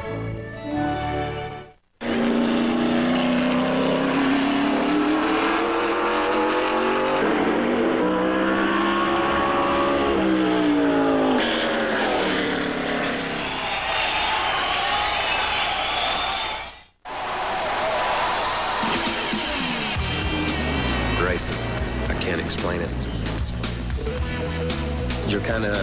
in a limbo zone. Time's different, speed's different, everything works different. It sounds totally cosmic. It's out there somewhere. Kyle Petty and Mellow Yellow. There's nothing mellow about them. Top-of-the-line parts, expert advice. That's your Big A Auto Parts store. Big A, the sign that keeps your car running right. Davey Allison, the current Winston Cup points leader in the Haviland Ford. Number 28 is the leader of the Trans-South 500 after 111 laps. He's the sandwich or the meat in a banana sandwich. On top is Michael Waltrip, and behind is Greg Sachs. It looks like Michael Waltrip's going to go a lap down. Greg Sachs. Ooh, Michael almost got in the wall. He did. Greg Sachs, the Kellogg car, was lapped just a couple of laps ago now. Michael is, in fact, a lap down. So if Jeff Bodine goes by those cars, that will be fourth position. That's right. This is the first time that he's had an opportunity to pass some cars for position. So watch this again. Michael goes in the corner, and he's been running high all day, but all of a sudden, not quite that high, Mikey. The old Darlington stripe on the car from that little incident. Well, racing of a different sort. Not quite as much horsepower involved in the America's Cup activity, the Defender and the Challenger. The semifinals are coming up today. Next, right after the Trans-South 500, here on ESPN, as Jim Kelly will have all the activity for you from San Diego. The America's Cup on ESPN right after our Winston Cup race this afternoon. Davey Allison has put Richard Petty down a lap. So now that's the 16th place car. We have only 15 cars in the lead lap. Boy, Davey has been running so strong all year. There is Dale Earnhardt, who is a lap down, and Jerry Punch is with Richard Childress. Richard Childress standing here on the pit wall. And Richard, it has been an atypical year already and a very unusual Darlington for you guys. You're already one lap down. Yeah, you know, the car is a little bit tight to start with, and we loosened up a little bit. You know, we just hadn't got the right balance on the car right now. Davey Allison is really awfully strong. There are only 15 cars in the lead lap. Can anyone handle him? No comment. Enough said of that situation. You know, in all due respect, though, Dale Earnhardt had one of, if not the fastest cars in the late stages of the Atlanta race. He did. Very good. The car was awfully fast, and I thought Earnhardt was very impressive with working with the car all day, figuring out a groove, and he was running the groove at the end of the race different than anyone else, but making it work for him. There's Brett Bodine in car 26 as he also puts a lap on Michael Waltrip. Brett is second. Third is Harry Gant. Fourth is Elliott, and fifth is Kyle. And as Ricky Rudd passes these cars, that's position for him, as we saw Jeff Bodine doing a little bit earlier, because Ricky is a lap down too in the Tide Chevrolet.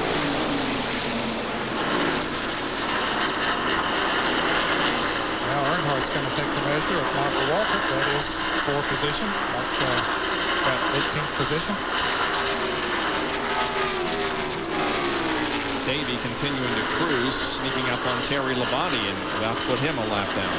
Remember how fast Terry Labonte was when he got those new tires on, came out and passed just about everybody. Well, now he is just about to go a lap down in 15th.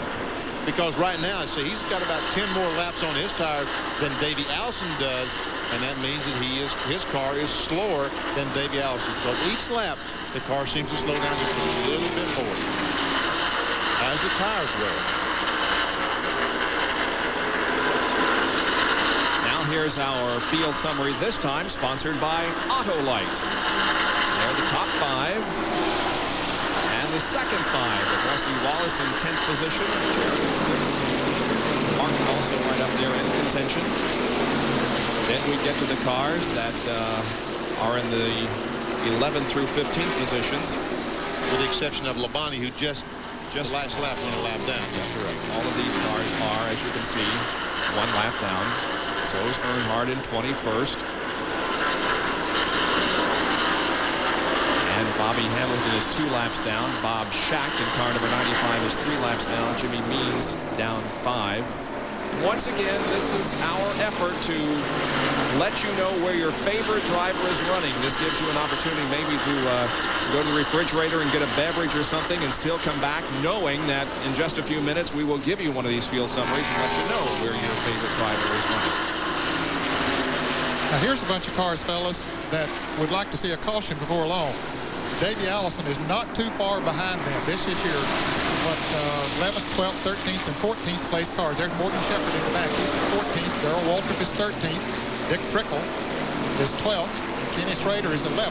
They're only about 2 seconds ahead of Davey Allison, who is moving in on it.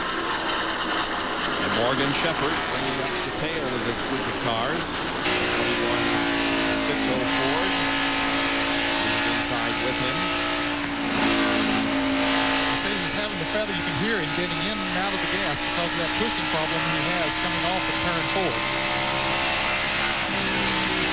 The ideal situation is to bury the throttle once you get back in the gas, but after these tires get heated up, sometimes that's tough to do. But you have a pushing problem, it's really tough. You can do that when the tires are fresh, but as they wear, it becomes harder and harder to do. That's the reason in the car slowing down. Let's see how Mark Martin is doing as we check his progress. Remember, the number we saw before was 180 miles per hour. 180 maximum speed down the front straightaway. This is down in turns 1 and 2 as you just blows by Jerry Cope's Purelator Chevrolet. Let's see what speed he achieves here on the back stretch. Signal through Jerry Cope said thanks. 175 was the top speed. Slight touch of the brake. So let's see what he can do now. He ought to be a little bit faster down the front straightaway if the wind is calm.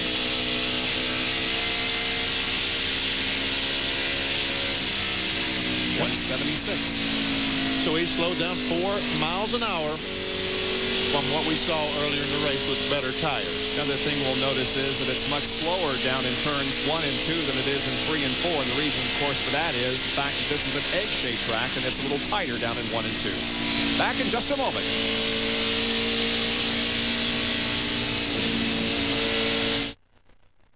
Hello, welcome to Walmart. Welcome to Walmart means number 1, customer service, and number 2, the lowest prices.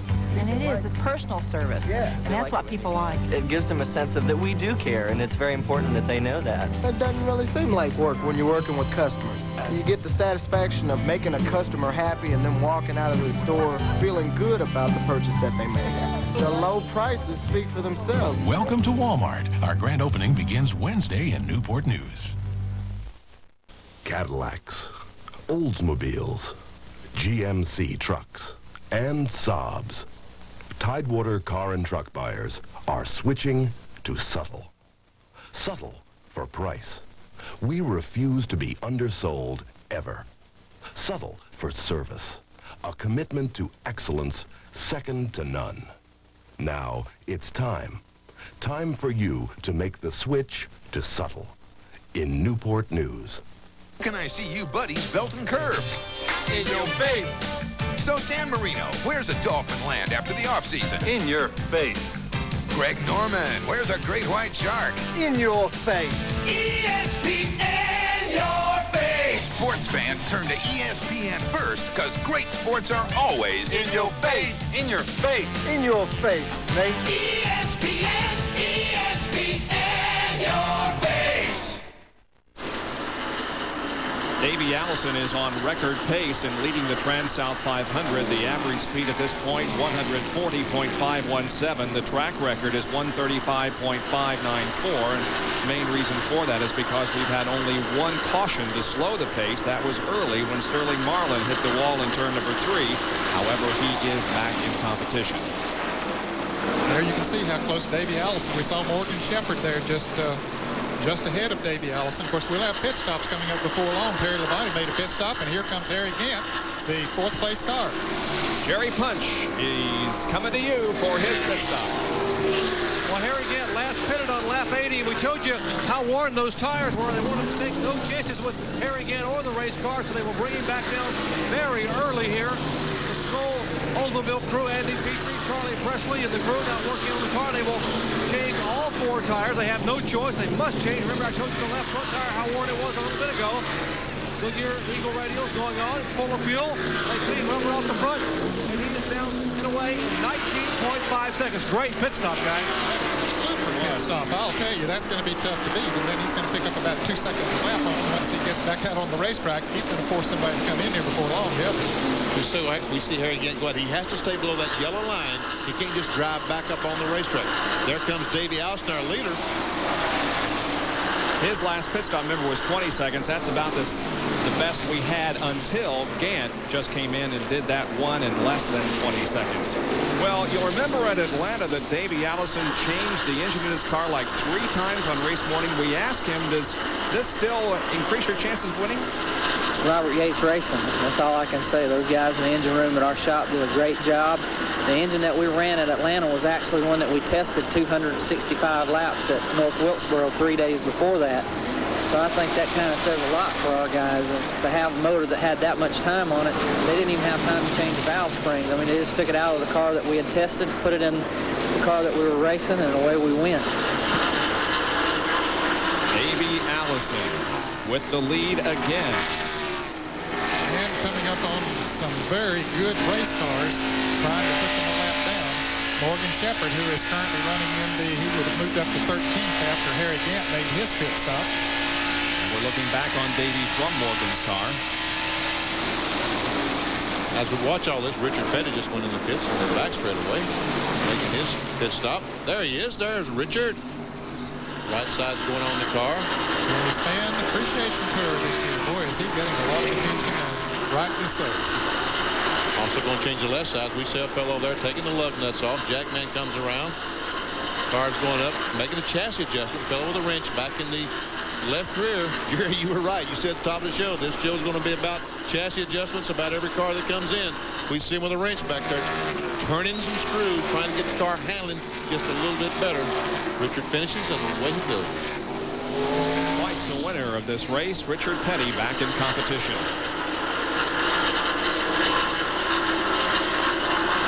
So what's it feel like when you're out in the cold for a long time and you're really chilled and you come into a warm room and you say, that feels better? Is that the way it feels when you get new tires on the car? That's a very good, yes, that's very good, Bob. Here at Darlington, King Richard, 65 starts, 3 wins. Last in the Southern 500 in 1967. He has had 22 top 5 finishes, and he was 3rd in the Trans-South 500 in 1987. Our Petty memory this week. Remember something that perhaps we'd like to forget. This Richard Petty memory is brought to you by Prism, the only spray-away car polish. Darlington, South Carolina, 1970, provided a frightening moment for Richard Petty. That was one of the worst wrecks I had. We had run into the wall about 8 or 10 laps before that, down in 1 and 2.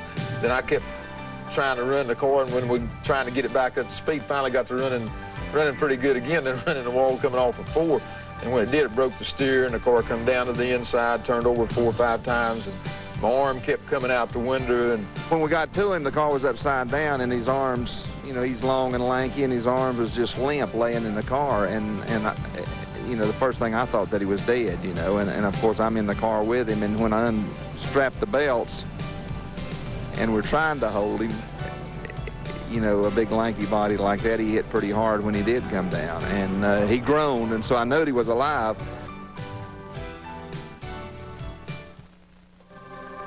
What's so daring about new Prism car polish? It's not how you put it on, but how you take it off. Introducing new Prism car polish. It's the first and only spray-away approach to car polishing. Just wipe it on and spray it off. And in half the time, you get a durable shine. No huffing, no puffing, no buffing. New Prism, the only spray-away car polish.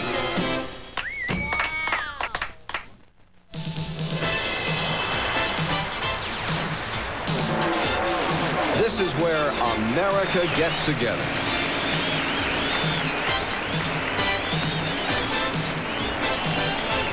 Every weekend throughout America, there is great NASCAR racing. I wouldn't be anywhere else.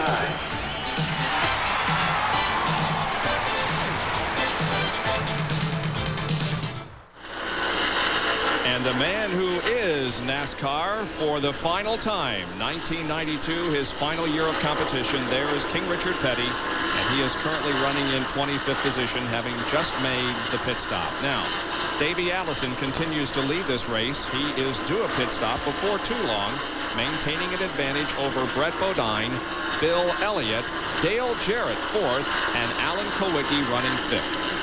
See Darrell Waltrip making his entry on the pit road. He decided he's had all those worn tires he wants. He wants some of that fresh feeling. He wants to go in the warm air, right? Yeah, he had just been lapped by Davey Allison before he decided to come into the pits. Let's go to the pits and John Carter. Darrell Waltrip brings it in for a 4-tire change. You see him beating down the rear spoiler, the bigger spoiler this week. They will work on the right side. It seemed to take him a little bit longer than it should, but Darrell is in also coming down pit road. Ernie Irvin, he's laps down. Waltrip, now they come around to the left side.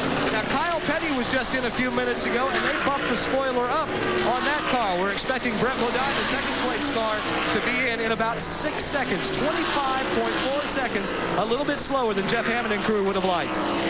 Darrell Waltrip moves back out onto the racetrack. In case you joined us late, Ernie Irvin had a problem with the clutch right at the beginning of the race. He is several laps down. Michael Waltrip is pitted on the backstretch, and so is Jimmy Means, the number 52 car. And Dale Earnhardt had just pulled in the front pits, and Jerry punches down with him, Jerry. And the Goodrich crew going to work on Earnhardt's car. You heard discussed a little bit ago, and Richard Childers said, boys, they are not happy at all with the performance of the car here today. They can't be happy. They are already a lap down. They changed left side tires. And on the crew cam, you're seeing the Rusty Wallace crew, the Miller Genuine Draft crew, putting the larger Penske on the machine. Todd's putting the tire on. That's Todd Perry. Adding a little bit of wedge in the car. They have changed right side tires. Now move around to the left side of the car, as the Goodrich Chevrolet now has changed to all 4 tires. He is gone. Now on those chassis adjustments, you're watching on our crew cam on ESPN, and now Rusty Wallace's car is off the jack, and he is down and away.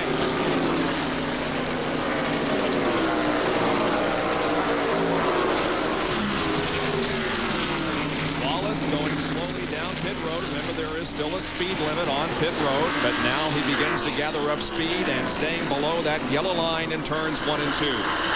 There's Allison, and now he is coming up on Ken Schrader. And Davey Allison will stay out on the racetrack while Schrader comes in for a pit stop. 141 laps completed as Davey continues to set the pace here at Darlington, South Carolina.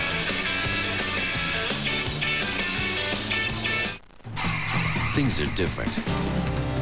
The all-new Grand Am Sports Sedan proves it. Things are better because inside and out, the Grand Am's equipped to perform. And it even gives you better mileage than Accord or Camry for a whole lot less. In fact, Consumers Digest named the Grand Am a Best Buy. Pontiac's new Grand Am. A new kind of excitement. Hey, Mark, what's it like? What? Driving one of those souped-up family cars. I don't think you could handle it, Al. Sometimes we bump into each other. Yeah, but it's always in slow motion. Are you going to take that from a guy who can't do anything for more than 5 seconds at a time?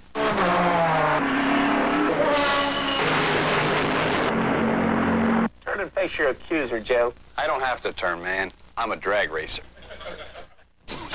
Here we go again, guys. Wow, I feel good. Yeah, this guy really gets around. He's got the auto lights. American or import, we're guaranteed. I feel good. Yeah, 2 years, no matter how far he goes. That's why we've been everywhere.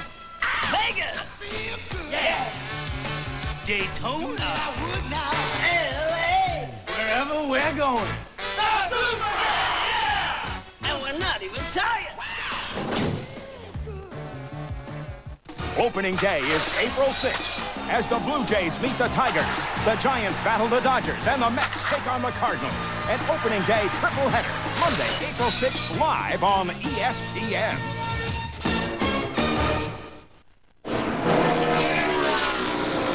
Welcome back to Darlington International Raceway, and under green flag fences, Brett Bodine, your second place car. Pulls in. Now, the signboard fell off. They used to have to stand out there on pit road with that. Now they hang it over with the wall. They can't send an extra man to pick it up, or else they'll be penalized. They work on the right side of the car. Now they'll come around to the left side. A 4-tire change for Brett Bodine. The gasoline is already in. They're not nearly running anywhere close to what their fuel window is. They're running within about 25 laps of that. These tires, probably really quick pit stop for Brett Bodine, 21.4 seconds. Brett Bodine relinquished second position in coming in for that pit stop. Now there is Greg Sachs, who is passing the leader of the race, Davey Allison. Again, indication of the worn tires and the new tires. And Davey is slowing to come into the pits. There is Dale Jarrett, who is running in the top 5 as he comes in for a pit stop. The Interstate Batteries car. Joe Gibbs' team goes to work on that machine, and Davey Allison slowly making his way down pit road. Jerry Punch, he's coming to you for another pit stop. The 1992 Daytona 500 winner, Davey Allison, trying to pick up his second win of the season, comes down, and as we expect, they will change all 4 tires. Larry McReynolds and the crew very deliberately making sure that they get the car squarely inside the pitting box so there's no penalties involved. They have already changed the right side tires. They pull the left side off. Dale Jarrett, a great pit stop for the Interstate Batteries team. They have pitted just above Davey Allison. And he is away. And Bill Elliott now makes an entry onto pit road. And we will call the Bill Elliott pit stop. The Budweiser team, Tim Brewer, Junior Johnson, and all the crew await Bill Elliott. 3 in a row, going for number 4 as he comes to Darlington. And remember, 60 miles per hour on pit road. And here is Mark Martin. Right side tires in the Valvoline Ford. They go to the left side now. That car, the Jack Roush team working there. Back in the Bill Elliott pits. Right side tires going on that car. They have taken the left side lug nuts off. Henry Benfield adds fuel to the car. A little bit of a trouble on the right front side as Mark Martin has completed his pit stop down the way. And now they have struggled more with the right front tire. Possibly an air gun failure. They finally get the lugs back on. And now the left side. So a little time being lost under the green flag conditions for Bill Elliott. Now the left side tires are finally going on. An air ring was the problem with the right front. Elliott is down and away 32.5 seconds. An air gun cost him about 12 seconds.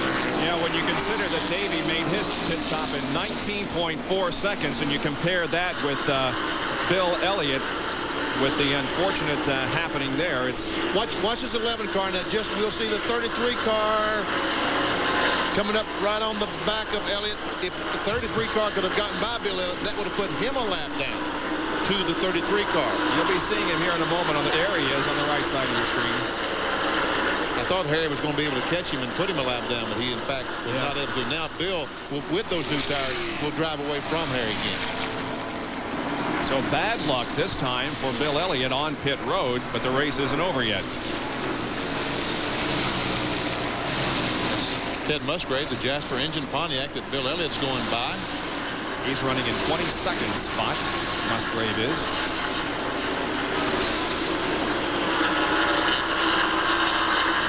And Dale Jarrett came out of the pits, but has not gone back up to speed, Ned. No, something happened, Bob. I don't know what the situation is, but he never got up to full speed. We see Brett Bodine going around. He has gone a lap down to the leaders. Apparently there's something wrong with the engine in the car because you see he's not going fast on the straightaway. Well, we'll check on that situation while we're in this break and bring you up to date on all the information when we come back to the Trans-South 500 at Darlington Raceway in South Carolina.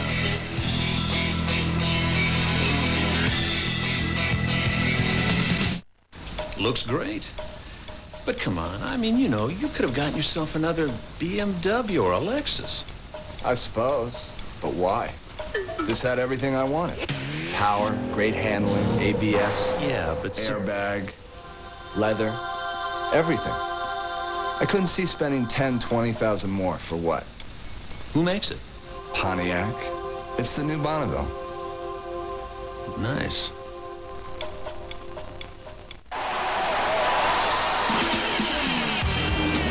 Racing. I can't explain it. You're kind of in a limbo zone. Time's different, speed's different. Everything works different. It sounds totally cosmic. It's out there somewhere. Kyle Petty and Mellow Yellow. There's nothing mellow about him. Selling a house is no vacation, but that's just what the Walkers got when they sold their house with our ERA office. The ERA Seller Security Plan guaranteed that if we didn't sell their house, ERA would buy it. ERA even agreed to take the risk of selling the house at a loss. When we sold it for more, the Walkers got the profit. They use the extra money to take a vacation. The ERA Seller Security Plan, just the kind of help you'd expect from a friend. Call 1-800-ERA-SOLD. ERA, first in service. When Darrell Waltrip needs a part, he needs the right part, and he needs it fast. And when you need parts, see the parts team at Western Auto. We've got top name brands and thousands of parts in stock. Right, guys? Right, DW. And we've got the right price, backed by our low price guarantee, right? Right, DW. And while you're at Western Auto, pick up Valvoline motor oil at a low Western Auto price. People who know, use Valvoline. Western Auto, the official auto parts and service store of NASCAR. Right, guys? Right, DW. 155 of 367 complete in the Trans-South 500. The top 5 are Harry Gant, Davey Allison, Brett Bodine, Kyle Petty, and in 5th spot is Bill Elliott. Our Speed World coverage is being brought to you by Pontiac and your Pontiac dealer. We build excitement. By Autolite Spark Plugs, guaranteed for 2 years, no matter how far you go. And by Valvoline. People who know use Valvoline. Harry Gant is the leader of this race. Now remember, he's pitting about 5, 6, 7 laps before most of the other leaders, and so at this point he has a rather sizable advantage. What's he got, about a 10, 12-second lead, Ned? He's got a big lead. Of course, he made a fantastic pit stop under 20 seconds, but also he pitted, as Bob said, several laps before the others did, picked up about a second and a half, 2 seconds a lap on them before they came in as a result of having on new tires, so he has a good lead. And again, an Autolite field summary for you.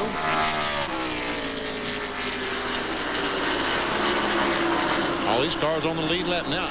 Kulwicki is a lap down because he stayed on the racetrack so long on those worn tires that he is in the lap down. He's pitted. Now he has fresh tires. He has to catch Harry Gant and get by him to get back on the lead lap if he can. Actually, Harry, he pitted 20 laps before Davey Allison did. So he was picking up a lot of time out on the racetrack. So that's got him a good lead. Craig Sachs was running up at the front, but they've taken that car behind the wall. Not officially out of the race, but they are working on the car. You see that Jerry Hill is out of the race, car number 56. And Dave Mater, I think, blew an engine in that car. Maybe they're working on the car. 65 laps down, so he dropped out quite a few laps ago. And then 36 through 39, those cars are all out of the race. 39 cars started this event, one short of a full field.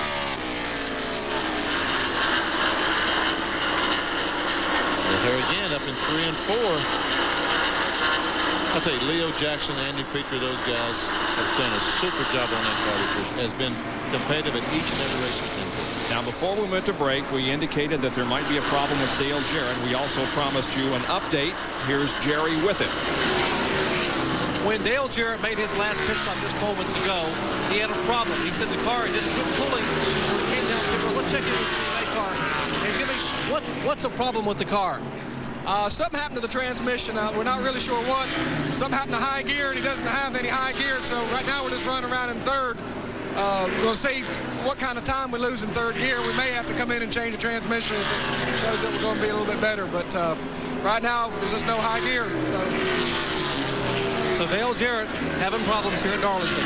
One thing you have to be very careful of there is not over-revving the engine running in third gear, because they're awful easy to do. That's why we saw cars passing on the straightaways and in the turns and everywhere. You just don't want to over-rev that engine. Another concern that he has in third gear, he will overheat the oil in the transmission. So if he doesn't have a cooler on the transmission, well, here he comes in the pit, so probably a moot point. Nope, I don't think he's pitting. He just slowed very dramatically coming off turn 4. The problems continue there for Dale Jarrett. And there's also a problem in the 66 car, as there you can see the Chad Little machine is parked. We had an in-car camera riding with him, but that car is parked in the garage. Well, we're getting very close to the halfway point. You've still got just a few more laps to enter the Gillette Halfway Challenge. To do so, all you have to do is dial 1-900-436-7000 before the halfway lap. The call will cost you 95 cents. You have to be 18 years of age or over. If you are called back during today's race and you can name the driver who won the Gillette Halfway Challenge, you will win a new Chevrolet Lumina Z34.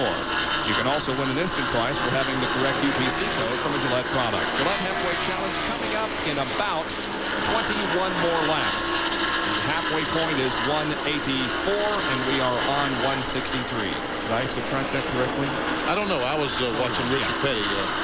21 laps before the halfway point. So get to those phones and enter the contest. Make yourself eligible to win a new Lumina. We see Harry Gant. Now, right behind him is Alan Kulwicki. We talked about Harry Gant's not, what, 20 or 30 laps before Kulwicki. Look, Alan Kulwicki has gained 10 seconds on Harry Gant, and he will probably pass him before another lap is run. And if he does so, he will unlap himself. He's in 6th position right now with 5 cars on the lead lap. Well, he comes off those turns in a hurry with those pressure tires. And, yep, just one more lap, and there he goes, right on the inside, moves around him. Good call. So we have 6 cars now on the lead lap, including Alan Kulwicki, and the field is being led by Harry Gant. We'll be back with more live coverage after this.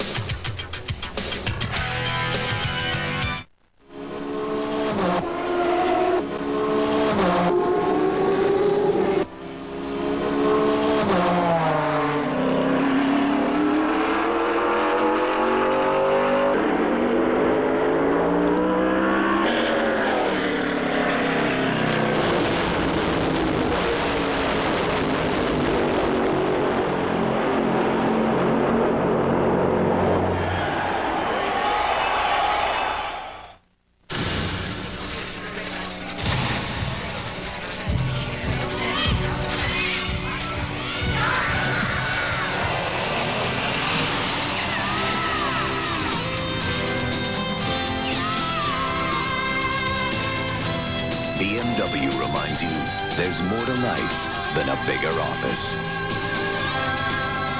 Is this the year you experience BMW motorcycles?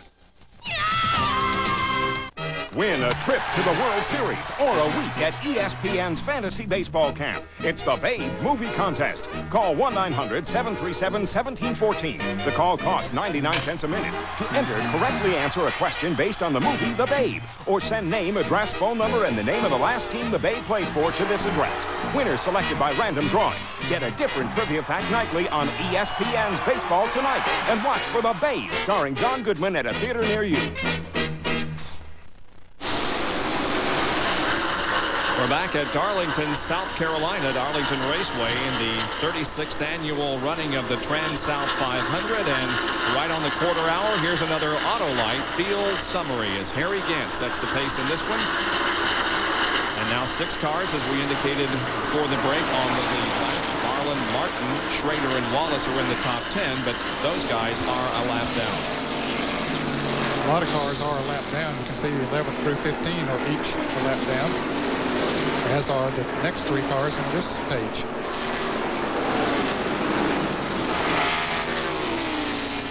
Rusty's wanted to stay in front of Davey Allison because if Harry Gant was to make a pit stop, then the caution flag come out, he would be able to, Davey Allison would assume the leadership, then Rusty could go all the way around and make up a lap.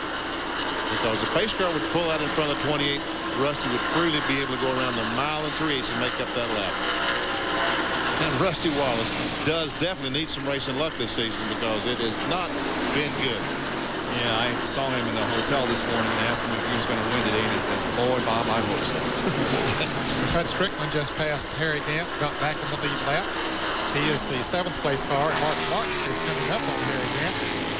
Both of them pitted late, and as a result have fresher tires than Gant, so they're making up that time now. And in defense of Rusty Wallace, I think the one reason he is a lap down because they had a problem on one of the right side tires in making that pit stop and had about a 5 or 6 second pit stop. There goes Mark Martin by Harry Gant, trying to get by him. Inside Mark's car, and we see that he does pass Harry Gant. Yes, go ahead, but it's still a mile ahead of him. Almost. There's a telemetry system in Mark's car as we look back at Harry Gant. 7,000 now accelerating down the front straight. Watch this, up to 8,300 RPM. down the front straightaway. And then tapping the brake as he goes through the corner. Jerry Punch is on pit road with a driver who's had to retire from the race, or at least he's sitting behind the wall, Greg Sachs. Bob, I'm not sure which it is either. They're still working here on the Kellogg Chevrolet, the Larry Hedrick-owned car, and Greg is inside the car. In fact, we will show you down inside. They are trying to change the transmission, and Greg is an active part of what's going on. They could not get to the part of the shifter linkage on top, so they gave a wrench to Greg, and now he's become an active part of the crew. Greg, what's the problem with the car? Well, Jerry, we had a pretty good run going with this Kellogg Chevrolet, but I ran out of gas in 3 and 4. We had to coast in, and I couldn't get it running. When we finally got a little ether to it, got it running, let out the clutch a little hard and broke the transmission. Crash in turn number 1 involving Darrell Waltrip. He's backed his Western Auto Chevy into the wall. It's moving, however. Bad damage to the outside, the rear end of the car. Here's the caution flag being displayed to Harry Gant as he comes down. Sorry we had to break away from that interview with Greg Sachs, who is helping get that car back in the race. Here is a replay. Waltrip going into turn 1. Contact with Jeff, it looked like. Jeff Bodine was trying to get under him. Apparently Darrell didn't see him, and Darrell backs into the wall hard. Brett Bodine barely. That was the only one car involved was Darrell Waltrip, but you're right.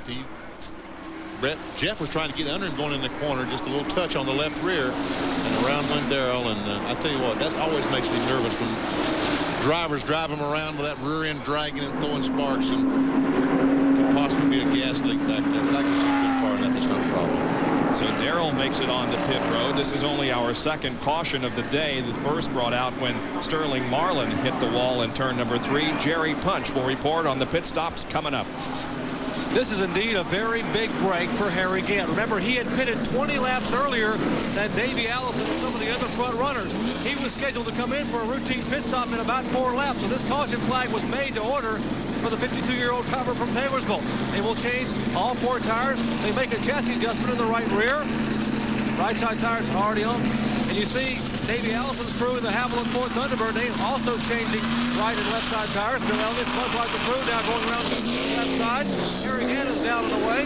Here's the Quaker State car, and Gant pulls right in front of him, and so does Davey Allison, and Allison will be the one who gets the advantage heading back to turn 1. That race on coming off pit road was about as exciting a race as we've seen in a while. You know, these fellas can't go barreling down the front straightaway anymore, so guys come out of the pits and turn right in front of someone because they figure not running fast enough to hurt anything if they do hit them. All right, here is the replay of the crash from Morgan Shepherd's car.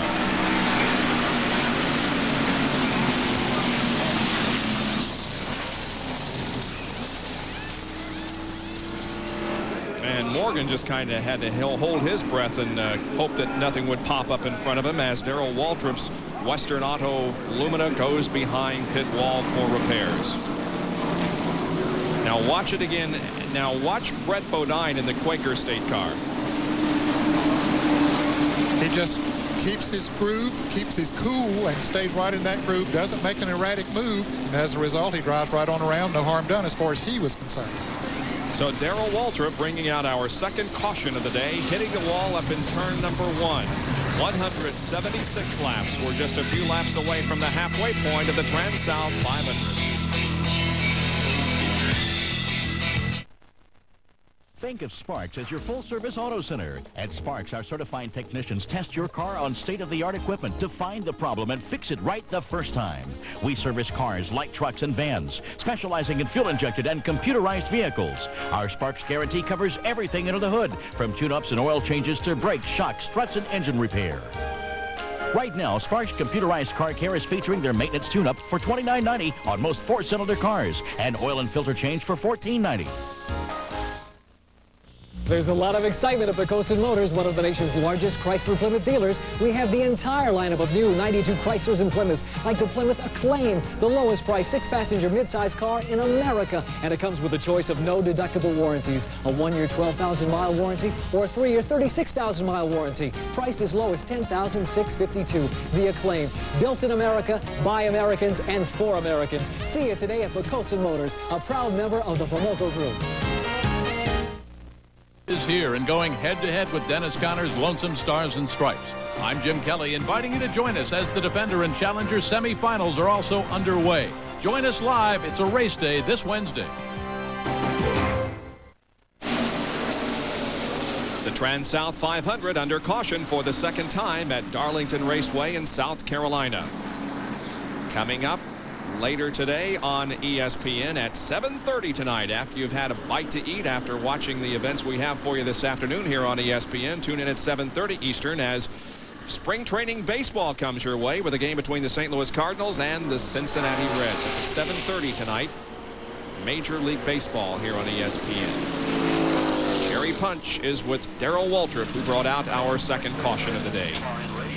Well, Darrell Waltrip has climbed out of what's left of the Western Auto Chevrolet, and DW, you had a pretty good run going. What happened up there? You know, I'd like to tell you what really happened up there, but I'm trying not to. But there was a little turd driving number 15 that run over me.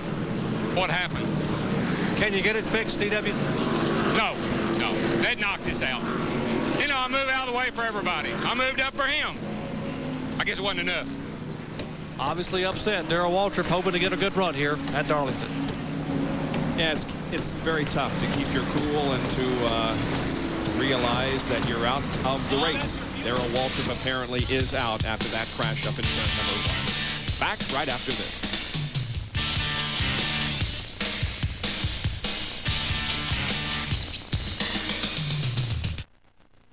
Top-of-the-line parts, expert advice. That's your Big A Auto Parts store.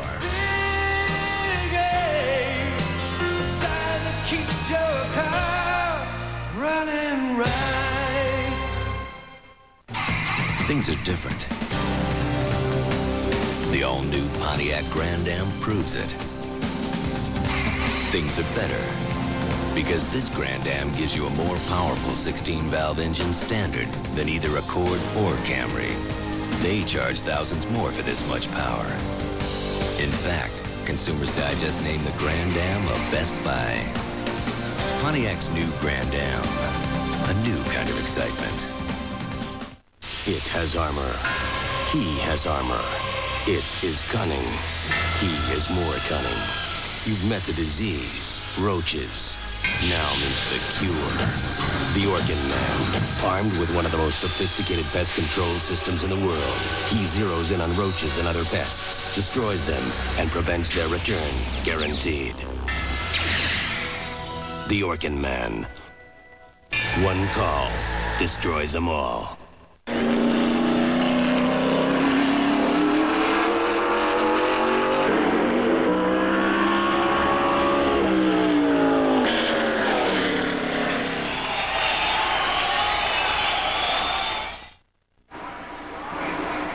Under green at Darlington Raceway in South Carolina, where Davey Allison, Rusty Wallace, is leading the procession down the front straightaway, and Rusty has a lap back. Now let's go back and take a look at the Darrell Waltrip crash and listen to it.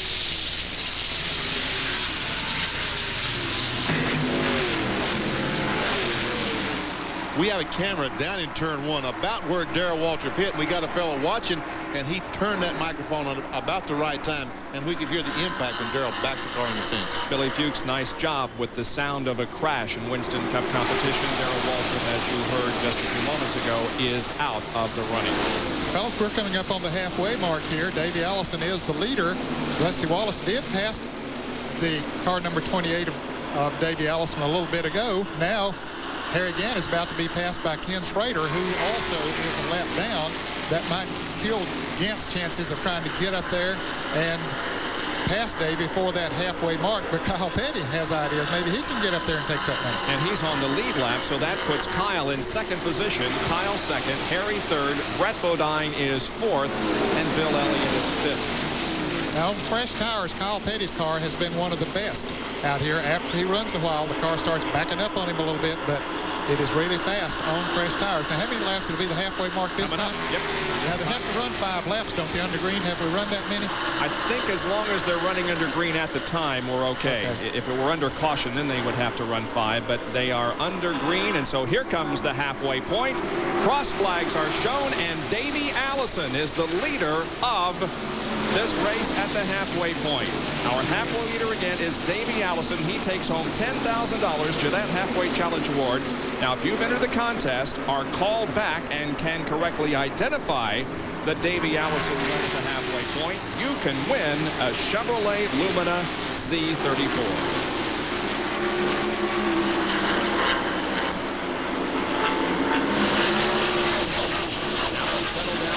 Second half of this race.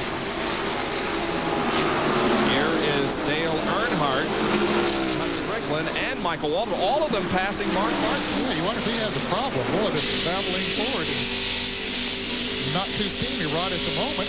And there goes Terry Labonte by in the Sunoco Oldsmobile. I think what happened when Earnhardt got by him up there, he had to get off the gas a little bit. When he lost his momentum, all those guys just went zooming right by him. Mark lost several spots. And we had to hit the brakes that time because in the middle of the corner, he should be on the gas. He's hitting the brakes. And that's about what happened the last time a little bit ago when he lost his momentum.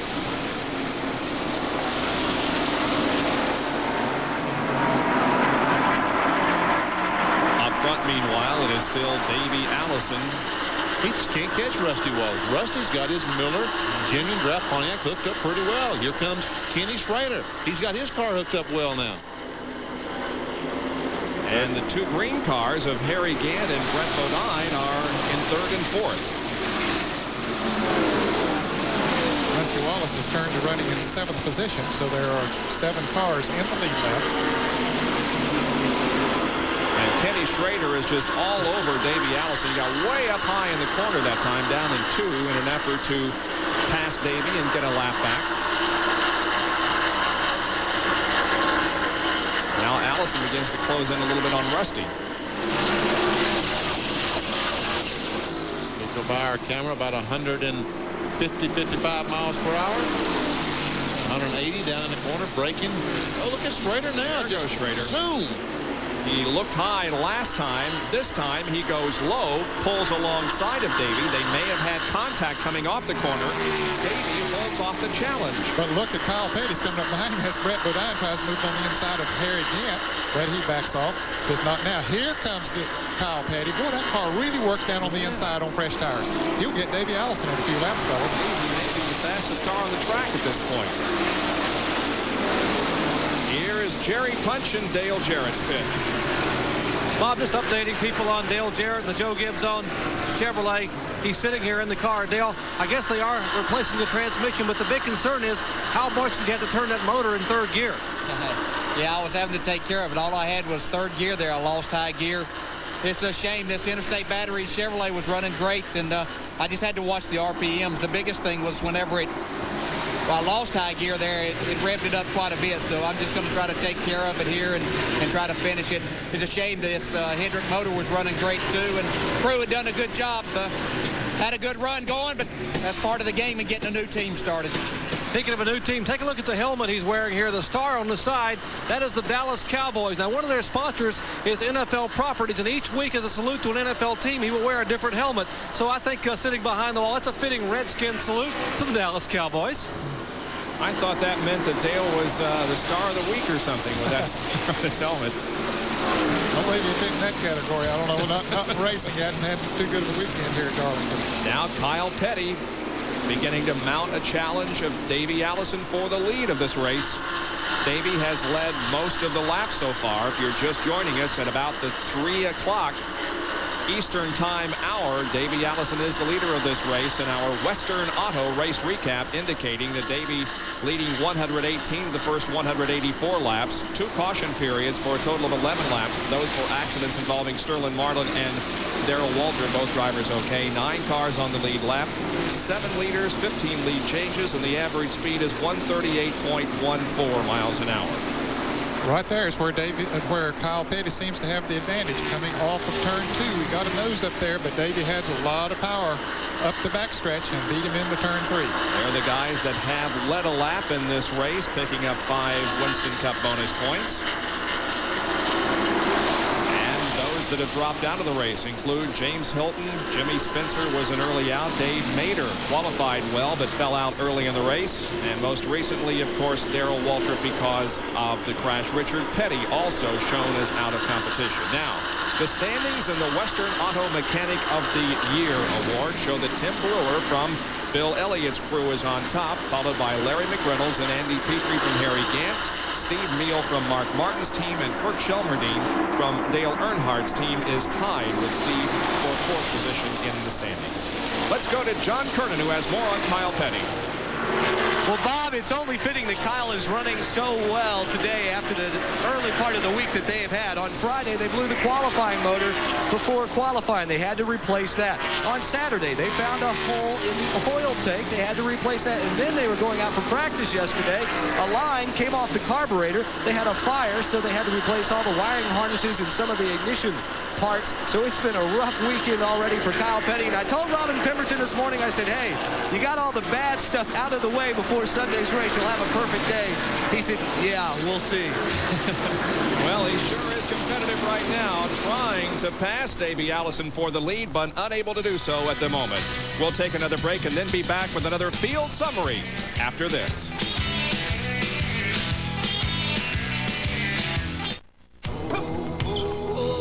That game started like every other one I've played with. 11-8. 11-7, Dad. Yeah, whatever. She actually said yes? He was trying for an edge. Huh? Yeah. Same woman the rest of your life. Trying to rattle me. Mortgage, kids, nervous? Huh? You look nervous. And it was working. Kids? So, who's going to be your best man? Now it was my turn. I don't know. I thought maybe, you. Me? Oh, too bad. Bingo! Only one beer has the taste as genuine as the people who drink it. What do you mean you'll get back to me? Budweiser. I'm just kidding. You had me. I know I had you. I had you out there. Here we go again, guys. Wow! I feel good. Yeah, this guy really gets around. He's got the auto lights. American Orient Paul, we're guaranteed. I feel good. Yeah, 2 years, no matter how far he goes. That's why we've been everywhere. Vegas. I feel good. Yeah. Daytona. I would now. LA. Wherever we're going. Super. Yeah. And we're not even tired.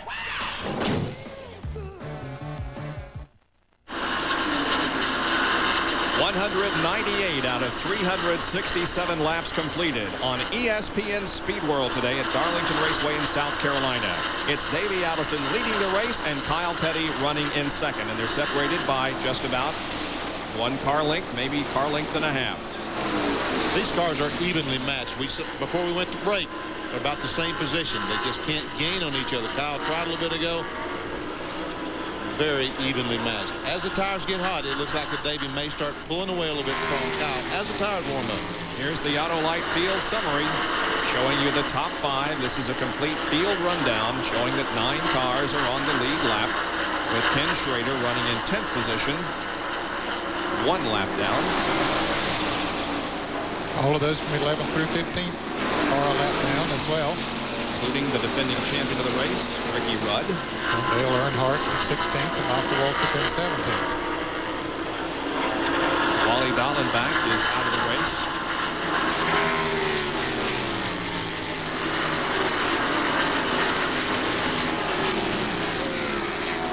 Richard Petty, 37 laps down. He's behind the wall. So Darrell Waltrip's name, he was involved in the crash. Greg Sachs has rejoined the action after they repaired the transmission on that car. And there are the ones that will finish at the tail end. And Darrell Waltrip is okay. Yes, Darrell Waltrip, a little disgusted, but otherwise physically okay. Alan Kulwicki now moving up on Bill Elliott. Elliott running in the 5th position. Kulwicki got awfully close to Jeff Bodine as he moved around him. Then there's Dick Trickle back there in the Snickers Ford, number 8. Having another good run. He's a lap down, but... And so is Alan Kulwicki. He's been up there in the top 10 most of the afternoon. He's having a great run. He is in one of the cars in the lead lap, running in 6th place right now. There's Trickle trying to get by Jeff Bodine in that Motograph Ford. That should be 4th position. Each of them a lap down. That's for 12th. Makes the pass look easy.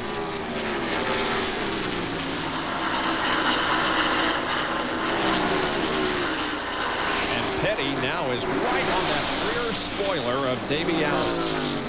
I guess I misspoke. Maybe the tires got hot. Kyle Petty was going to gain on Davey Allison. Well, I think that's in reverse. You were right in the first half of the race, Benny, but I'm sure they made some adjustments on that mellow yellow Pontiac during the caution period when he came in for 4 tires, and it might have corrected that situation that was preventing him to drop back after the tires heated up. And Rusty Wallace has been hanging in pretty good. But now Davey has caught Rusty Wallace. What was the lead a little bit ago? 10 car lengths now. Davey's pulled up on the back bumper. Rusty would love to see the caution flag come out. Dale Jarrett just moved his interstate battery car back on the racetrack after putting a transmission in it, so we'll see if he's hurt the engine while running around in 3rd gear. They passed by